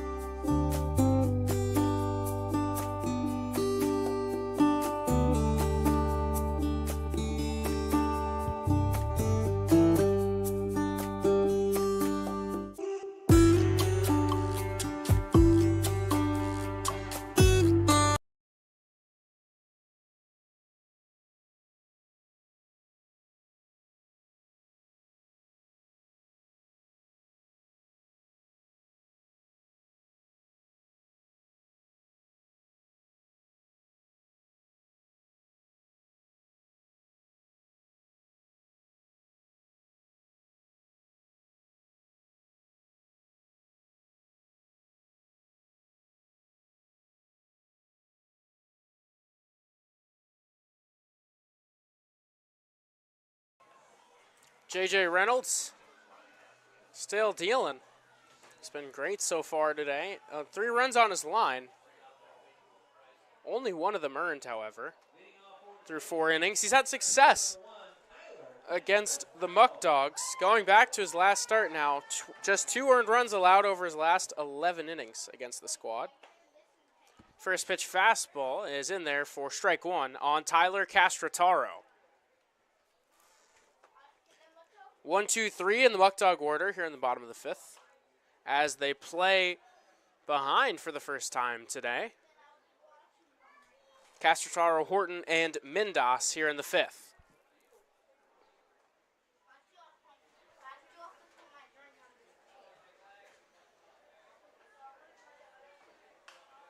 Oh, 2 pitch fouled away.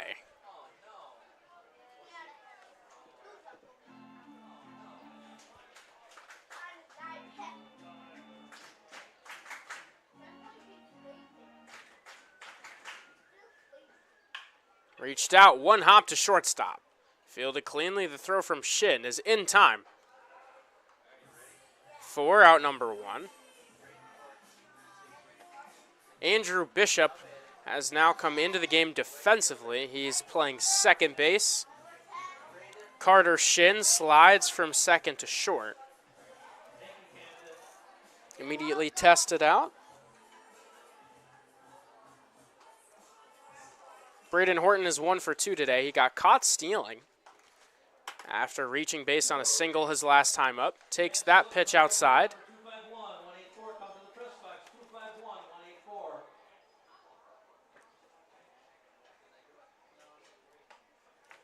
That's a strike.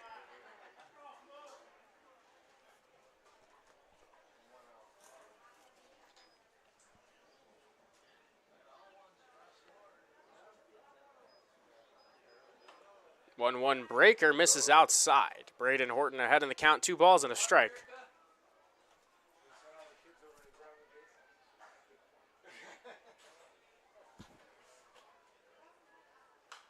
One is fouled back, evens the count, 2 balls and 2 strikes.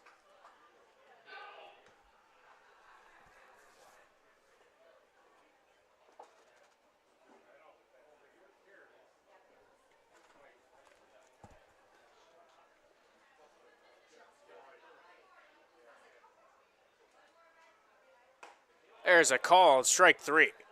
Horton frozen by the heater. Maybe he was expecting something soft. 2 quick outs here for JJ Reynolds. And give him a lot of credit. He's really pitched well against one of the toughest lineups in the PGCBL every time these two teams have clashed, as has the Ironbacks pitching staff as a whole. The Muckdogs blew up for 16 on them in one of the matchups this season, but aside from that, 7 runs or less every time out. And for a Muckdog team who is averaging nearly 8 runs per game, 7 runs may seem like a pretty big offensive outpouring, but not for Batavia. They've been excellent, but so far held relatively in check tonight, as there's a fastball painted on the outside corner. Mindas quickly behind, no balls and 2 strikes. Sean Mindas is 0 for 2 today. He'll look to protect. That one outside.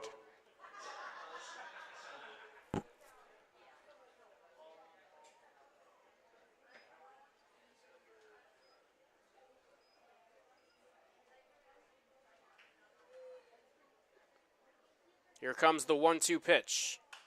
Fouled away.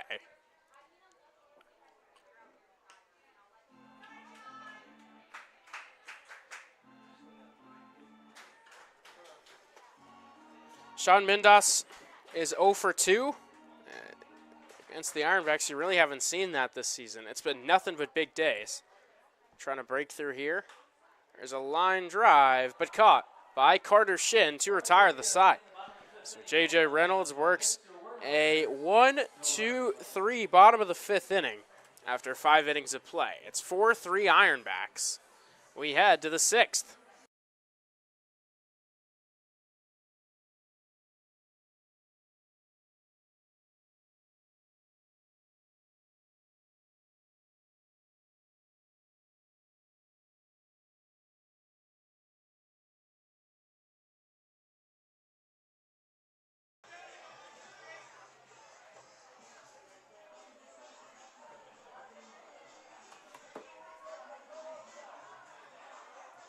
Our incredible sponsors make Batavia Muckdog baseball possible.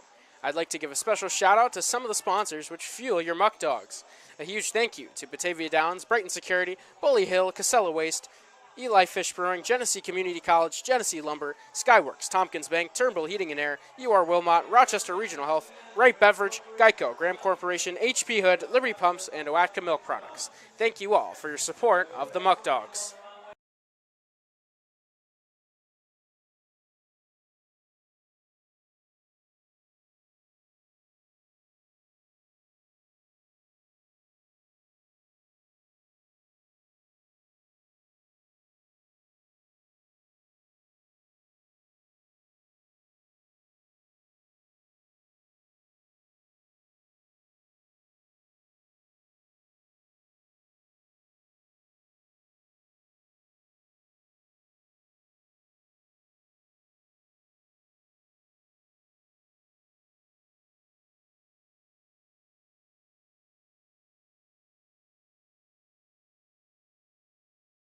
Evan Hollinsworth back out for the 6th inning. He'll face Carter Kipp, Devin Mador, and Bryce Bedrosian. For anyone keeping score, mentioned the defensive alignment adjustments made by the Ironbacks. Carter Shin slid from second to shortstop. Andrew Bishop came into the game to play second base. Devin Mador, who was at shortstop, is now the extra hitter. You'll see Mador in this inning. He's on deck. Kipp, Mador, Bedrosian. 1-0 pitch from Hollinsworth, misses low, so 2 balls and no strikes. Carter Kipp is 0 for 1, a walk and a flyout today.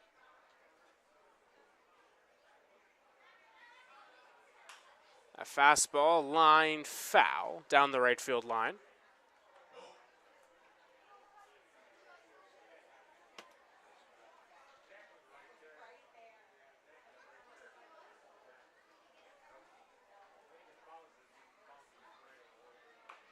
There's a strike, 2 balls, and 2 strikes.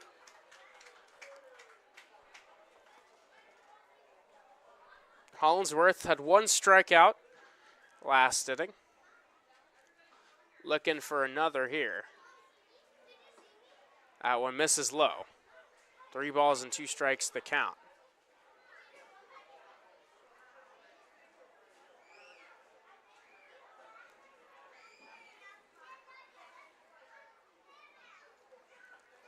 It bounces low and inside for ball 4. Kip reaches.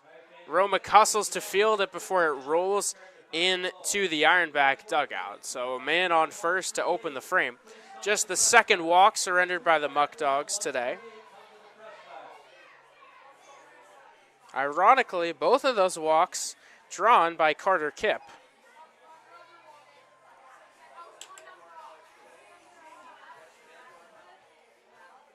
Devin Mador off of shortstop. Still in the lineup, though. He's 1 for 2 today. First pitch is high and outside. Next up for Niagara, the extra hitter, number 7, Devin Mador.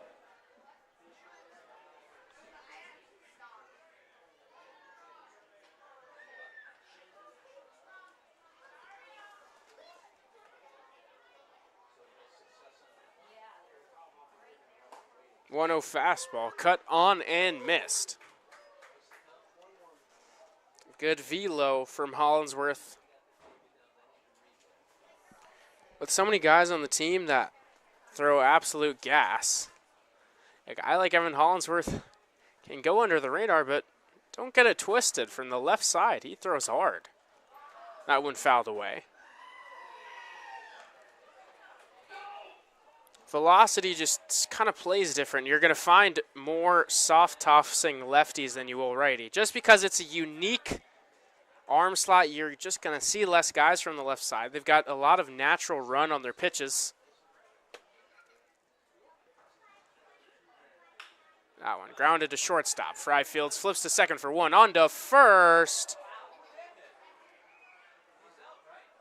I believe it hit the runner Kip. So they will rule out Devin Mador. So it's interference on Carter Kip.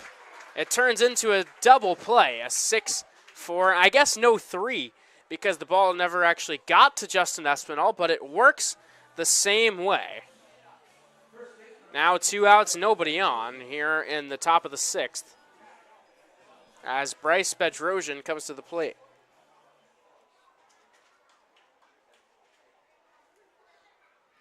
First pitch, breaking ball, misses outside.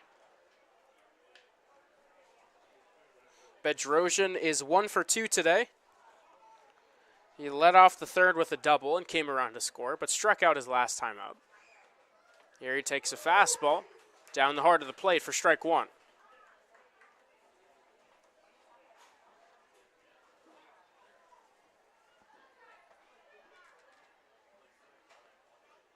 Swing and a miss. Nasty pitch right there to go ahead 1-2. Bedrosian, the 8th hitter in the Ironbacks order, playing first base. The lefty with the low stance awaits. The pitch is a called strike 3. Evan Hollinsworth faces the minimum 3 batters here in the top of the 6th inning. He gets his 2nd K of the day. Holds it to a 4-3 Ironbacks lead. As we head to the bottom of the 6th inning here on this Thursday evening.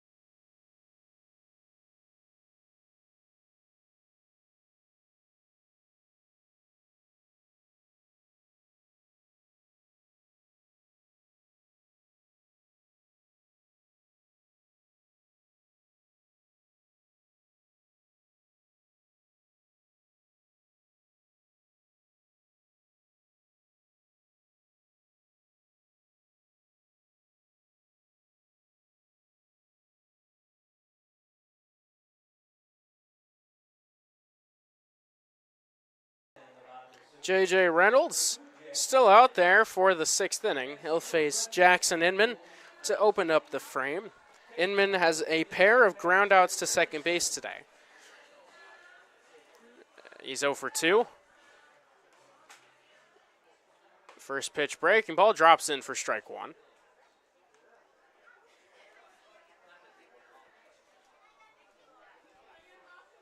The Muckdogs really have not played from behind a whole lot. Frankly, all season, as they won a lot of games, but more recently, they had a knack for coming back early on, but since the pitching got red hot about halfway through June, I'd say they haven't played from behind at all. The Cardiac kids, that's still very much within them. A bunch of dogs on the team, they're resilient. But again, when you allow 1 or 2 runs a game, there's really no coming back that needs to be done. So that pitch is up high. The count even at 2 balls and 2 strikes.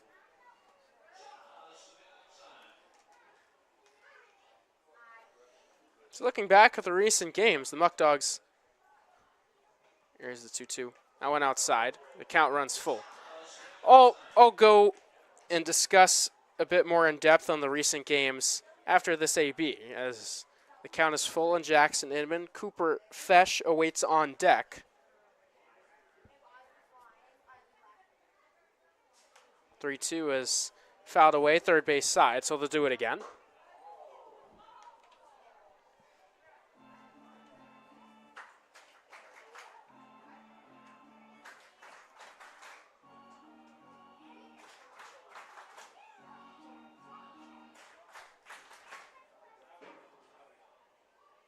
Payoff pitch on its way. Ground ball, base hit into right field. Inman with his first hit of the day. He's aboard to open the bottom of the 6th.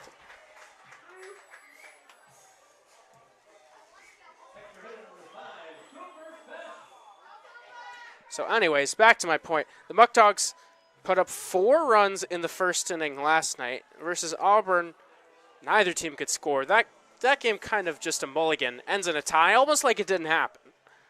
But then the 5th, Batavia jumped out to an 8-run first inning as Cooper Fesh bunting. He gets it down, fielded by Bedrosian. The flip to first in time to Andrew Bishop covering. A sac bunt for Cooper Fesh moves the tying run into scoring position with 1 down here in the 6th inning.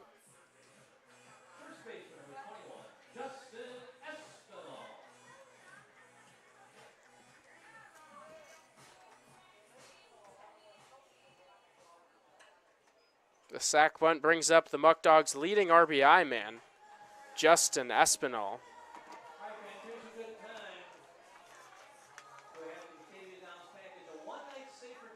Espinal 0 for 1, a hit by pitch and a fly out today. Came into the day hitting .291, a .319 on base. A .407 slug on the season. This is his 26th game. OPS just above 725. First pitch from Reynolds, cut on and missed.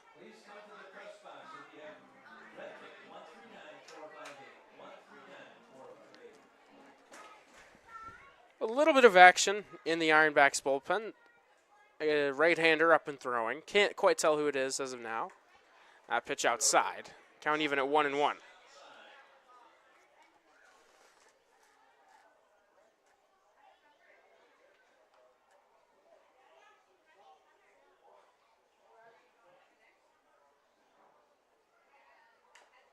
Tapped foul at the plate.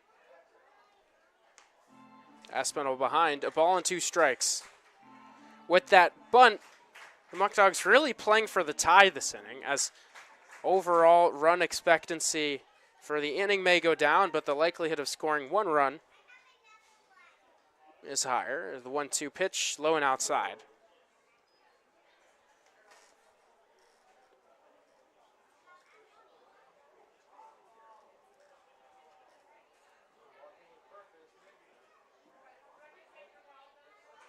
Here's the 2-2 to Espinal.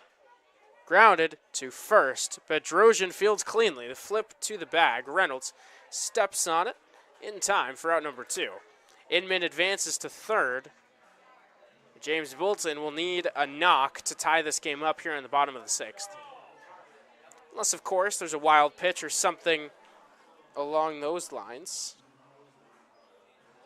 Bolton is 2 for 2 today. He's got 2 line drive singles to right field. Both of them reminiscent of each other.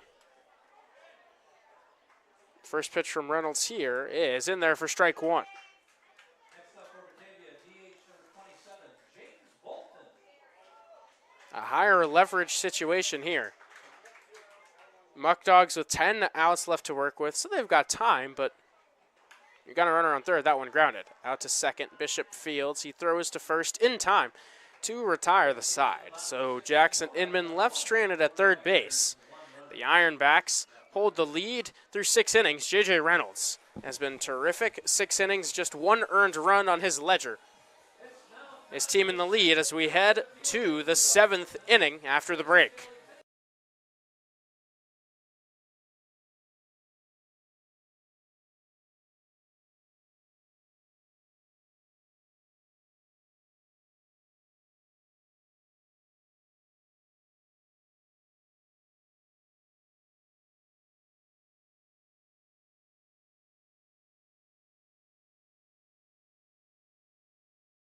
A reminder, Muckdog fans, that in just 4 days, you'll have an opportunity to meet your favorite Muckdogs at Tully's. Great food, good times. It'll be a blast. Monday, July 14th from 5 to 8 p.m.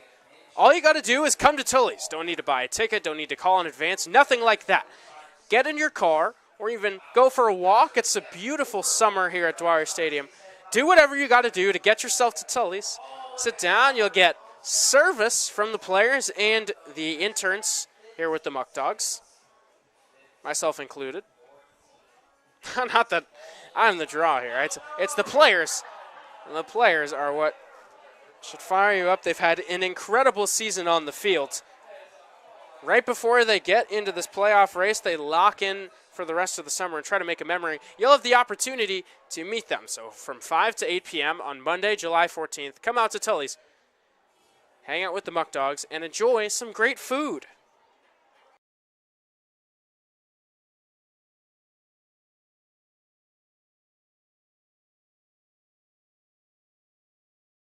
Evan Hollinsworth's day is done after 2 innings. The new man on the mound is Luke Rising. Rising making his 12th appearance of the summer. Rising, one of the 8 All-Stars for the Muckdogs. He's gone 23.1 innings, a 1.54 ERA, 25 Ks to 6 walks, a 146 batting average against. Yeah, when you look at those numbers, it's no mystery why he's an All-Star. He last pitched in the final game of the 3-game set 4th of July weekend versus the Americans. He went 2.1 innings of hitless ball. He walked 1 batter but struck out 6. He was up to 93 miles per hour on the gun. He has just been filthy. He's been the best pitcher for the Muckdogs all season long. Looking to toss another gem of an outing here out of the pen. First pitch fastball is a strike. He'll face 9, 10, and 1 in the Ironback order. Nolan Phelan, Chase Hubble, and Carter Shin. 0-1 breaking ball, popped foul. First base side out of play. So Rising, as he does, is quickly ahead. No balls and 2 strikes.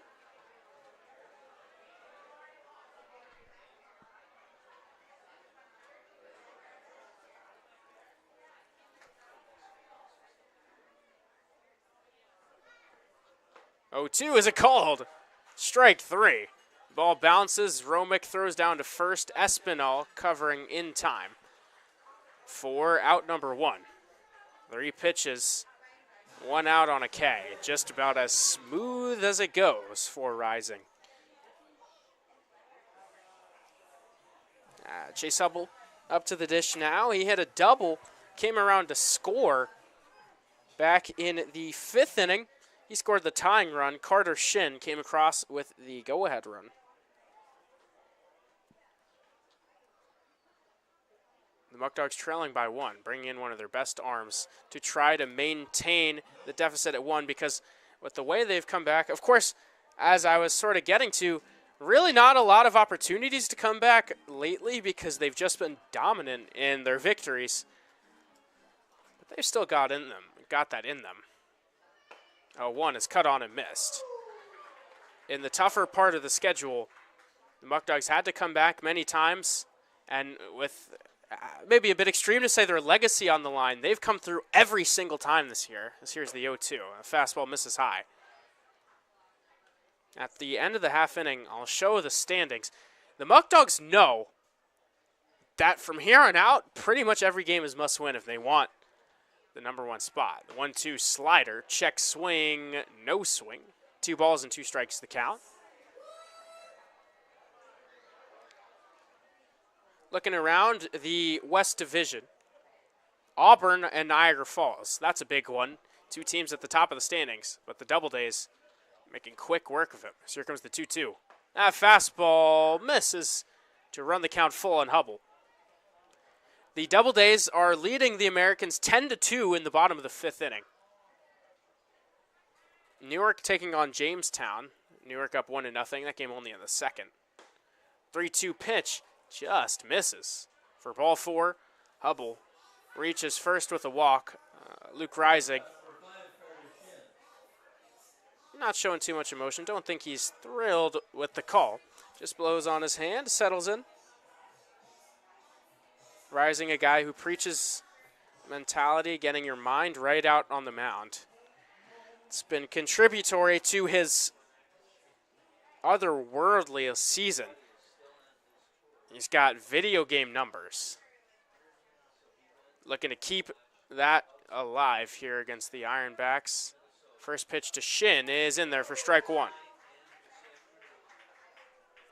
Carter Shin is 2 for 3 in his last 2 ABs with an RBI and a stolen bag.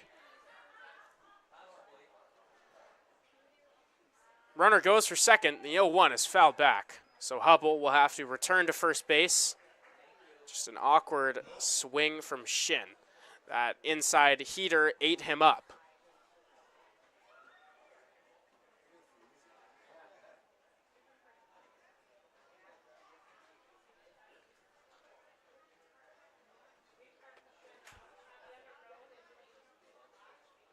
Here comes the 0-2. Called strike 3 on a heater. The throw back to first. Hubble back in time. But it's the second strikeout of the inning for Luke Rising. 2 away, a man on first for Andrew Bishop. Bishop started tonight's game as the extra hitter, now playing second base. He's 1 for 3, a single and 2 strikeouts on his line. Runner goes for second. The throw down is in time. Cooper Romick shows off the gun once again to retire the side. The Ironbacks get no runs on no hits because of the caught stealing. Nobody left on base. Added now to the 7th inning stretch. The Ironbacks lead this one 4-3.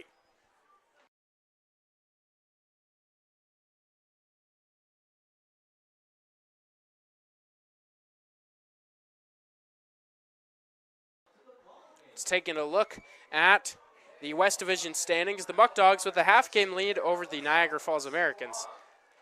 However, with that 10-2 Auburn lead, that could add some cushioning. Of course, the Muckdogs need a win to propel themselves up a bit higher. You know, it's good to be in first. It's better to be in first with a big lead. So they're trying to win just about every single night. From here on out, you're going to lose a game at some point. That's just not baseball to win every single game you play. But they can continue to play 700 ball. They're going to be pretty good down the stretch. They'll be comfortable. So anyways, the Americans, if they lose and Auburn wins, you'll see some shifts in the standings.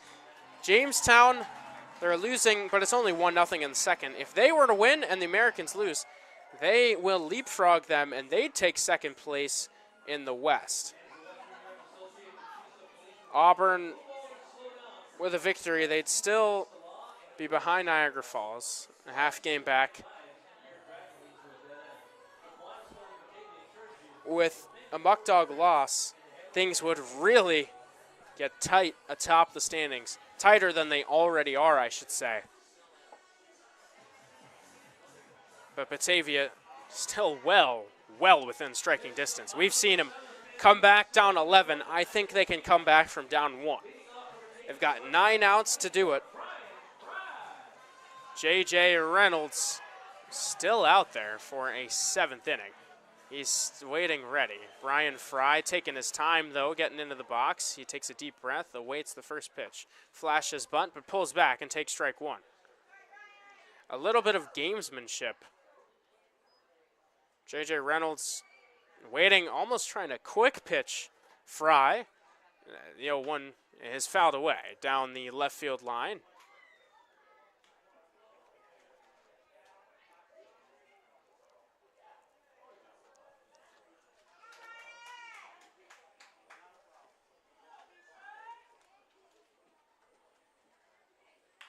Reached out, grounded to shortstop. Shin Fields throws to first in time to get him. The throw a bit high, but Bedrosian was able to keep his foot firmly on the bag for out number 1. That'll bring up Omar Carreras. Carreras 0 for 2 today. Reached on an E6 and lined out to right field his last time up. A ball he hit well, but just couldn't get it over the head of Alex Keene in right. First pitch here is a breaking ball outside.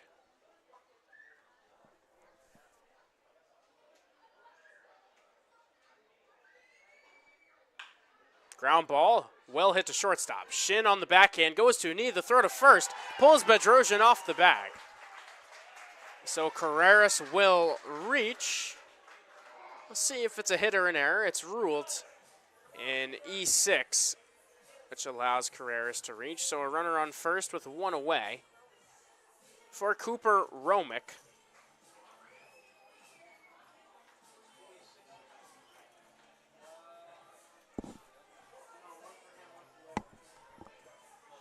Romick is 1 for 2 today.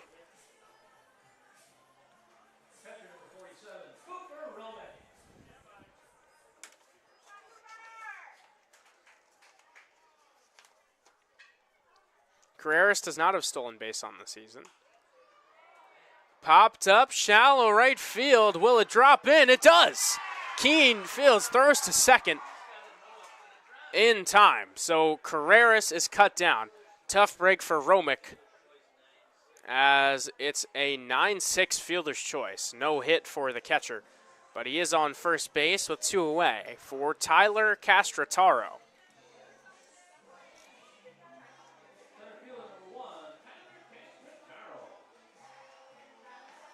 Castrataro 1 for 3 on the ball game. First pitch from Reynolds on its way. That fastball's in there for strike 1.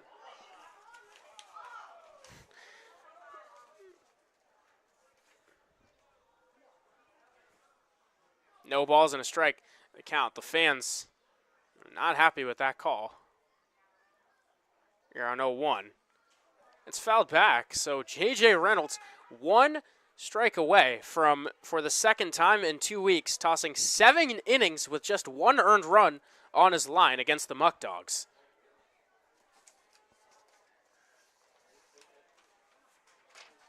A guy who came into today with an 8.38 ERA has twirled a gem. Here's the 0-2, that one fouled away. And this is where I question, an 8.38 ERA, it's just frankly not at all suggestive of the pitcher that he is. You wonder how the numbers get to that point. One blow-up outing can really mess up a whole season's numbers, especially when you play just 40 games like they do in the summer league, as there's a fly ball into center field. Taking a few steps back and making the catch is Hubble to retire the side. J.J. Reynolds, once again, is twirling a gem against the Muckdogs. He did it at home. Now, more of the same at Dwyer Stadium. He's in line for the win. We'll see if he comes back out for an 8th inning. There's just 2 more frames left to play here in this one. The Muckdogs are down 1. It's 4-3 Ironbacks.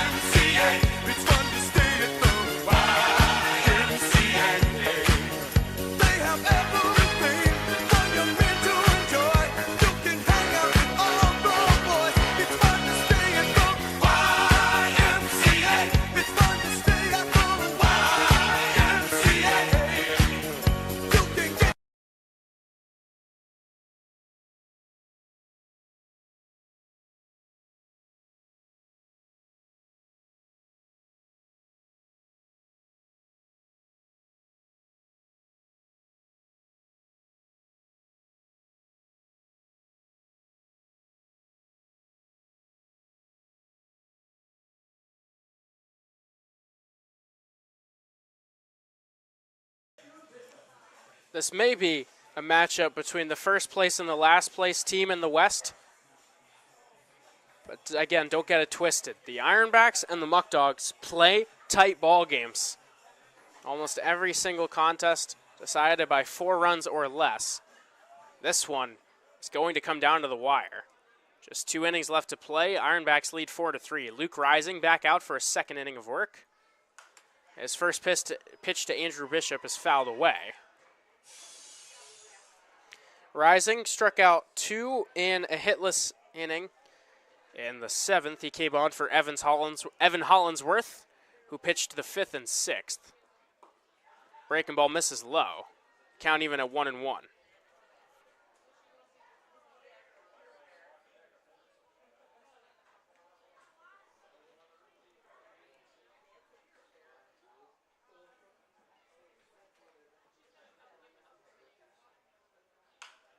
That pitch is grounded to shortstop. Fry fields, throws to first in time. 1 away here in the top of the 8th.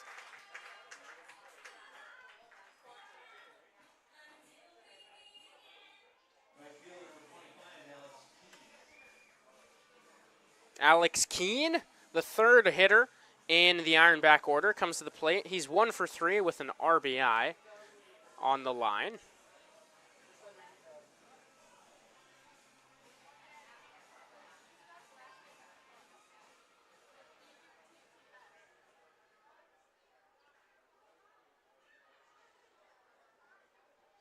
First pitch on the way. That is a called strike on the outside corner. Luke Rising has just been on some type of groove lately. 0-1. One grounded slowly to shortstop. Fry in, charges, throws to first on the run. In time. Nice play by the shortstop. 2 ground outs to Fry. Open up the 8th. More on Luke Rising. He has not allowed a run in July through now through 5 innings, a scoreless July for him. But you go back to June. The last time he allowed a run was June 17th.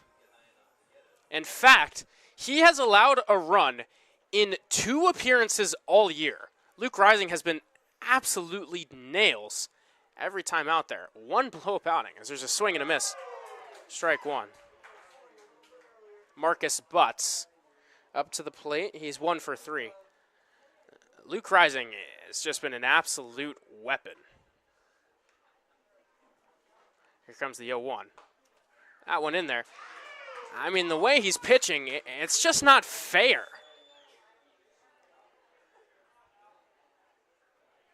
He's gone 15.1 straight scoreless innings. No balls and 2 strikes. Here's the pitch. Swing and a miss. Strike 3. He gets him on the high heater. Luke Rising continues to roll. It's 4-3 Ironbacks through 7.5 innings. The Muckdogs looking to scratch and claw. They've got 6 outs to score 1 or 2 to either tie or win this ball game. We return with J.J. Reynolds out of the ball game. Actually, we'll see. He's still going to be back out for the bottom of the 8th inning when we return.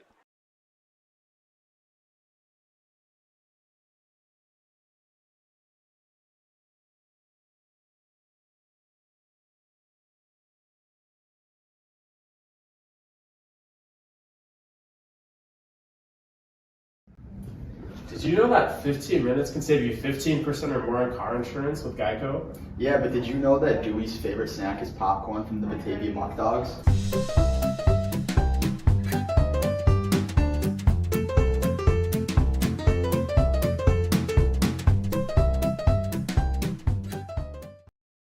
People always ask me, Sophia, how do you change a tire?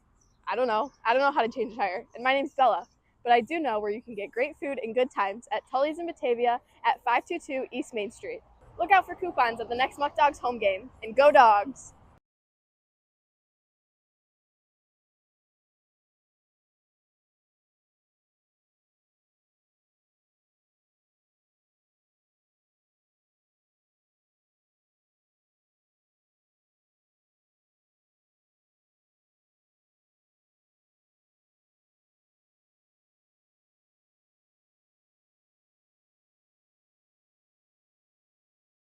J.J. Reynolds, already 100 pitches under his belt, is back out for the 8th inning. They're riding their starter as the Ironbacks hold on to a 1-run lead. Reynolds going through the top of the Muckdog order for a 4th time, 2, 3, and 4, starting with Braden Horton. First pitch breaking ball is in there for strike 1. That was his 101st pitch. They're not scared of the pitch count. They're letting their guy ride. 0-1. That one popped up on the left side of the infield. Shin now a step onto the outfield grass. Catches it for out number 1. There is action in the Ironbacks bullpen. We'll see if this is a batter-by-batter situation for Reynolds or if they just think he's the best guy to get these final 5 outs now. Sean Mindas takes a deep breath, trying to calm down his mind, get into that box, ready to do damage. He's 0 for 3 today. First pitch from Reynolds is over Mindas's head. He ducks down. Goes in the head in the count, a ball and no strikes.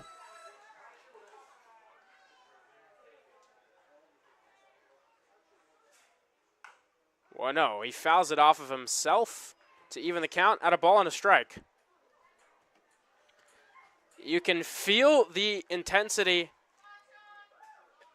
The buzz in this crowd has flipped a switch. They know this one in the late stages, likely to see another crazy ending. The 1-1. Line drive over the head of Bishop and into right field. Mindas hustling around first, but he'll stop right there. A 1-out single, his first hit of the day. The tying run is aboard for the Muckdogs as Jackson Inman comes to the plate.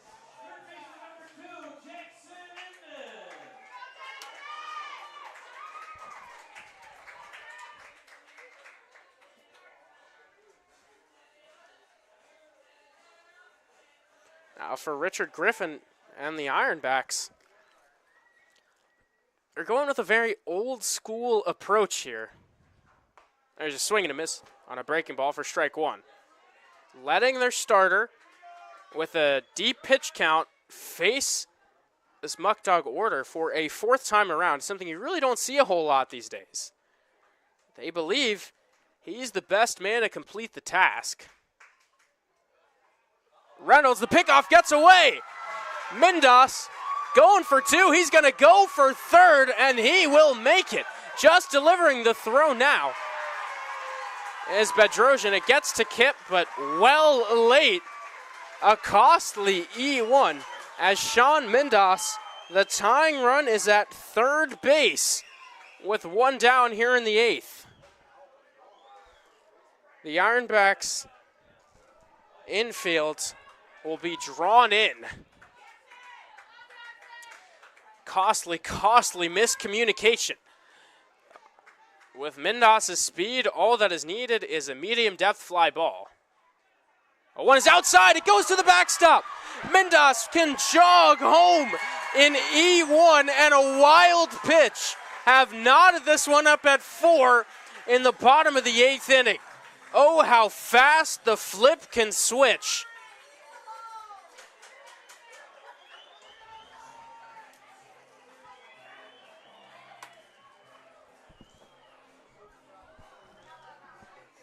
They'll have a talk on the mound. They count 1-1 to Jackson Inman. Such a quick, emotional turn. Given his starter, who's done such a great job out of the gate. I mean, giving them everything he's got. Just giving him a sec. Letting things ride with J.J. Reynolds.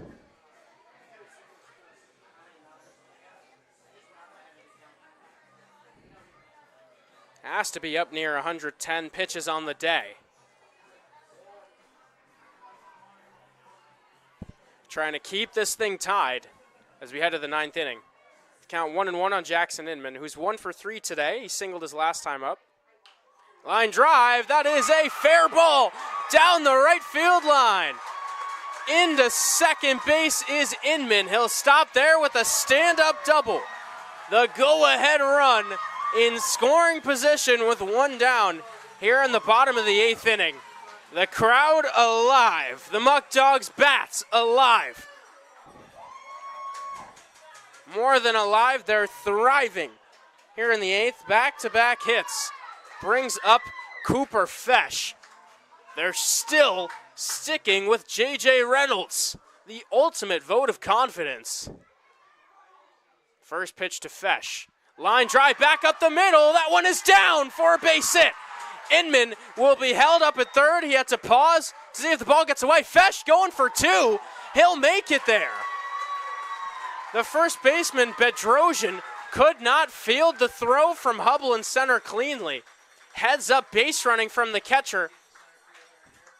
He's on second now. Runners on second and third with one away. Inman had to wait, but when he saw Chase Hubble pull up and play it off a hop, he chugged into third. Skip wisely held him up there, though. As Justin Espinal, a chance to be the hero, put the Muckdogs ahead here in the bottom of the 8th.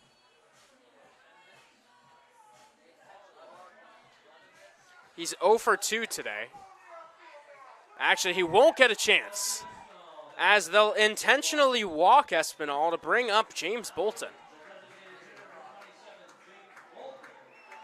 This is no slight at James Bolton. The play here is just to set up the force at home, make things easier. If it were disrespect to the man behind Espinal in the order, it'd be pretty baffling, considering Bolton is 2 for 3 today. But obviously, that's not what it is. They're trying to set up a double play. The infield in, they'll try to cut down the tying run, and with Bolton's speed, turn 2 at first. The first pitch from Reynolds is outside for ball 1. What the intentional walk does, though, is it forces J.J. Reynolds to come in the strike zone. Nowhere to put James Bolton. A walk gives the Muckdogs the lead. Here comes the 1-0. Tapped to first. Bedrosian fields, he's coming home. They get the out there. That's the only out they'll get, though. So the tying run, the tie game is maintained. The go-ahead run cut down at the plate. 2 outs, still bases juiced for Brian Fry. The shortstop, number 24, Brian Fry.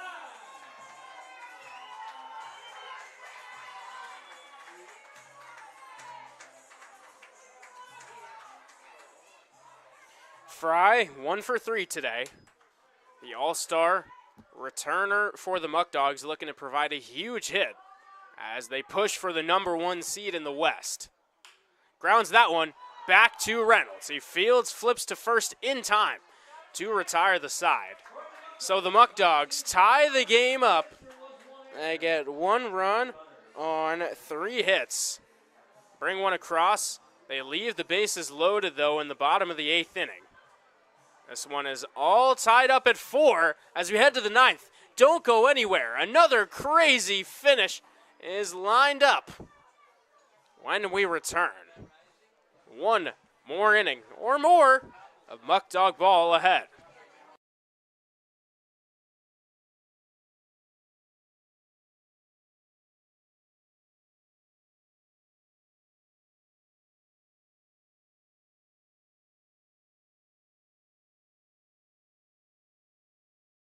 A reminder that Muckdog fans that time's running out. Just 7 more home games in the regular season after today here at Dwyer Stadium. So for tickets to any game, please make sure to call 585-524-2260. That is 585-524-2260. Come on out to Dwyer Stadium while you still got the chance. Did you know that 15 minutes can save you 15% or more on car insurance with Geico? Yeah, but did you know that Dewey's favorite snack is popcorn from the Batavia Muckdogs?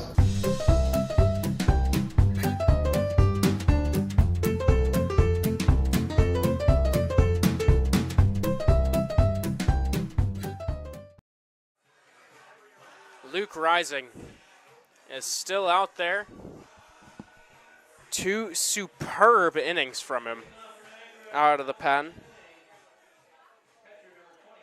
A 15.2 inning scoreless streak. Worked a 1-2-3-8. He's got 3 Ks through 2 innings. He'll face 5, 6, and 7 in the Ironback order, starting with Brock Granger, who fouls off the first pitch he sees.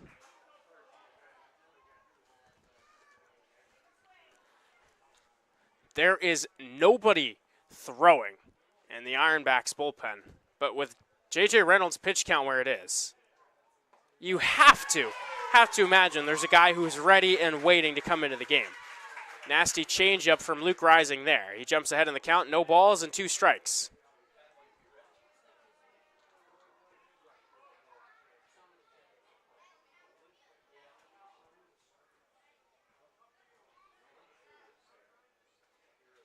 Comes the 0-2 from Rising. Fastball just misses outside. Count 1-2 on Granger.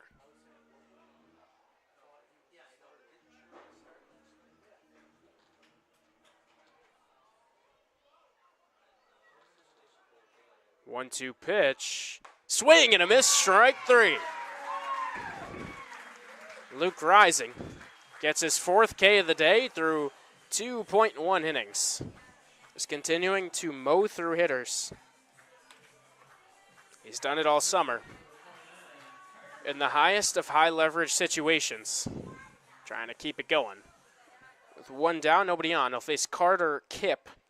Kipp is 0 for 1 with 2 walks today. First pitch to him. He pops foul, first base side. Aspinall chases for a moment, but that one well into the seats down the first base line.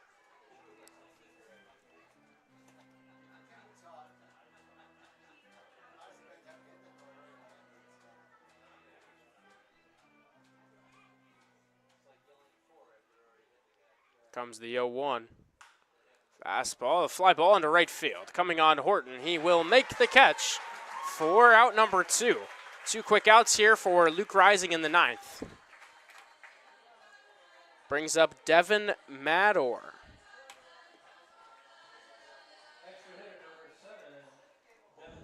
Mador is 1 for 3. He grounded into a 6-4-3 double play his last time up versus Evan Hollinsworth back in the 6th inning, his first AB versus Rising. First pitch fastball in the outside corner for strike 1. Warming up in the bullpen for the Muckdogs is Eric Woodley. 0-1, swing and a miss through the high heat. No balls and 2 strikes. 2 outs here in the 9th inning. The game all tied up at 4s. Luke Rising looking to give the Muckdogs a shot to walk this one off. The 0-2. A called strike 3. Luke Rising with an utterly dominant 3 innings out of the pen. He's gone 16.2 straight innings without allowing a run. Don't go anywhere, folks. You'd be crazy. The Muckdogs need 1 run for their 5th walk-off victory of the season. Can the Cardiac Kids do it again? Stay tuned to find out after the break.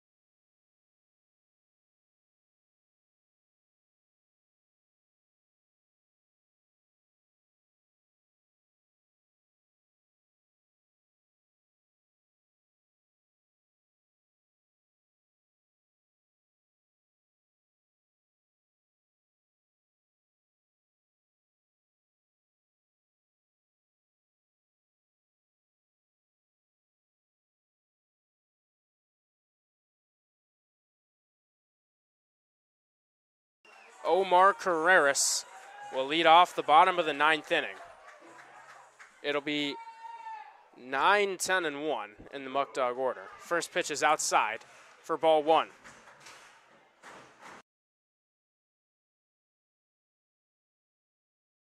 J.J. Reynolds is still out there. First pitch from Carreras, line drive down the left field line. It's down and into the corner. It rolls to the wall. Carreras rolls into second with a lead-off double. The winning run in scoring position with nobody out here in the bottom of the 9th inning. I cannot believe that J.J. Reynolds is still out there.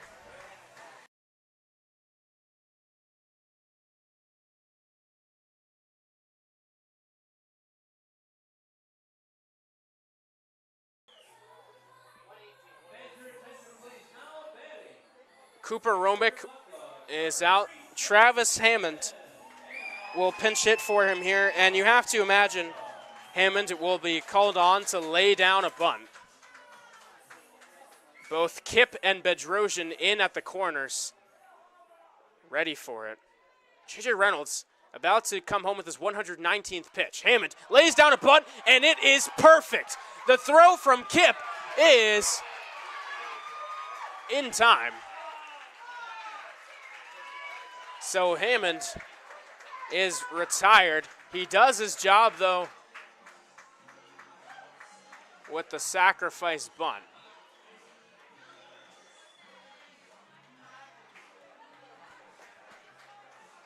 Actually, I believe they called him safe on that. My apologies. I thought I saw an out ruling, but no.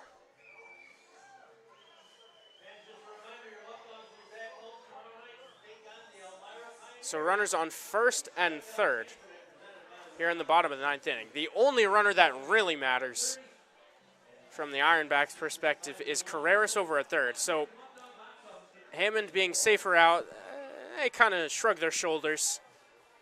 Of course, they want and need that out. So it matters in getting out of the inning as fast as possible. That's where it matters. Him being actually on base doesn't affect the game. Look to see him run. They won't make a throw down. Travis Hammond will steal second base just because. It'll be defensive indifference. J.J. Reynolds, after throwing 119 pitches through 8+ innings, is out of the ball game. Whoever is called on will have an impossible task. The winning run 90 feet away from scoring for the Muckdogs. It's the top of the order. Tyler Castrotaro, Braden Horton, and Sean Mindas due up.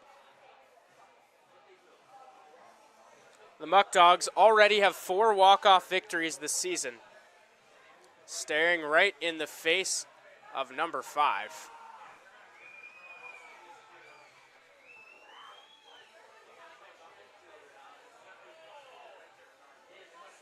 You know what? As a matter of fact, I just assumed when they had a meeting on the mound that it was going to be it for J.J. Reynolds because he'd thrown so many pitches. But no, they are letting it ride. They are living and dying with their starting pitcher. Caleb Walker has pinch run for Omar Carreras, so he is the winning run at third base. First pitch to Castrotaro, outside for ball 1.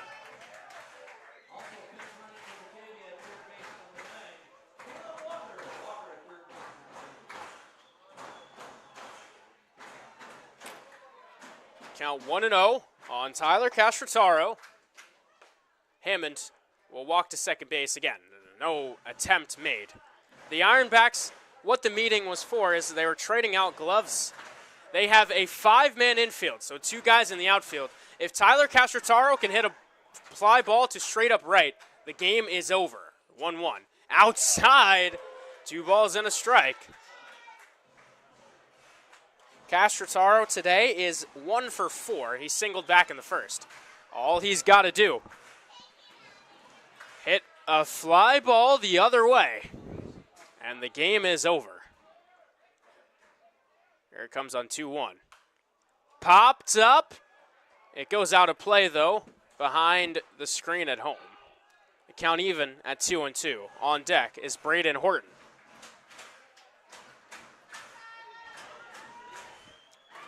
These fans can taste victory. The Muckdogs smell blood in the water, trying to close this one out. Reynolds comes home with a 2-2. A swing and a miss, strike 3. A huge first out for the right-hander as Braden Horton will come to the plate, but he won't see a pitch. They'll intentionally walk him to load the bases, set up the double play, and the force at home. Make things as easy as possible.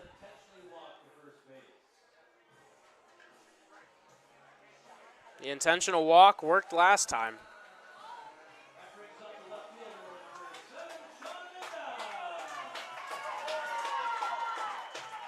Sean Mindas has been an Ironbacks killer all season. He got a hit his last time up, came around to score the tying run in the 8th inning. A hit here would have walked this one off, send these fans home happy.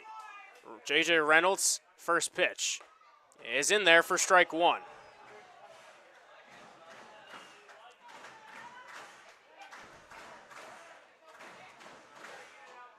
The Ironbacks still going with that 5-man infield. Outfielders in left and right center. The 0-1. Outside evens the count at a ball and a strike. A wise strategy for manager Richard Griffin. A ground ball, all but guaranteed to be an out. Unless, of course, an error transpires. Here comes the 1-1. Popped foul, right side. It's 1-2 on Mindas.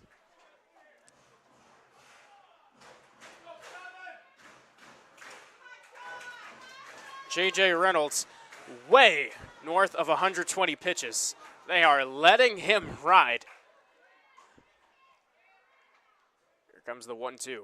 Breaking ball up high. 2 balls and 2 strikes on Mindas. A thriller of a ball game.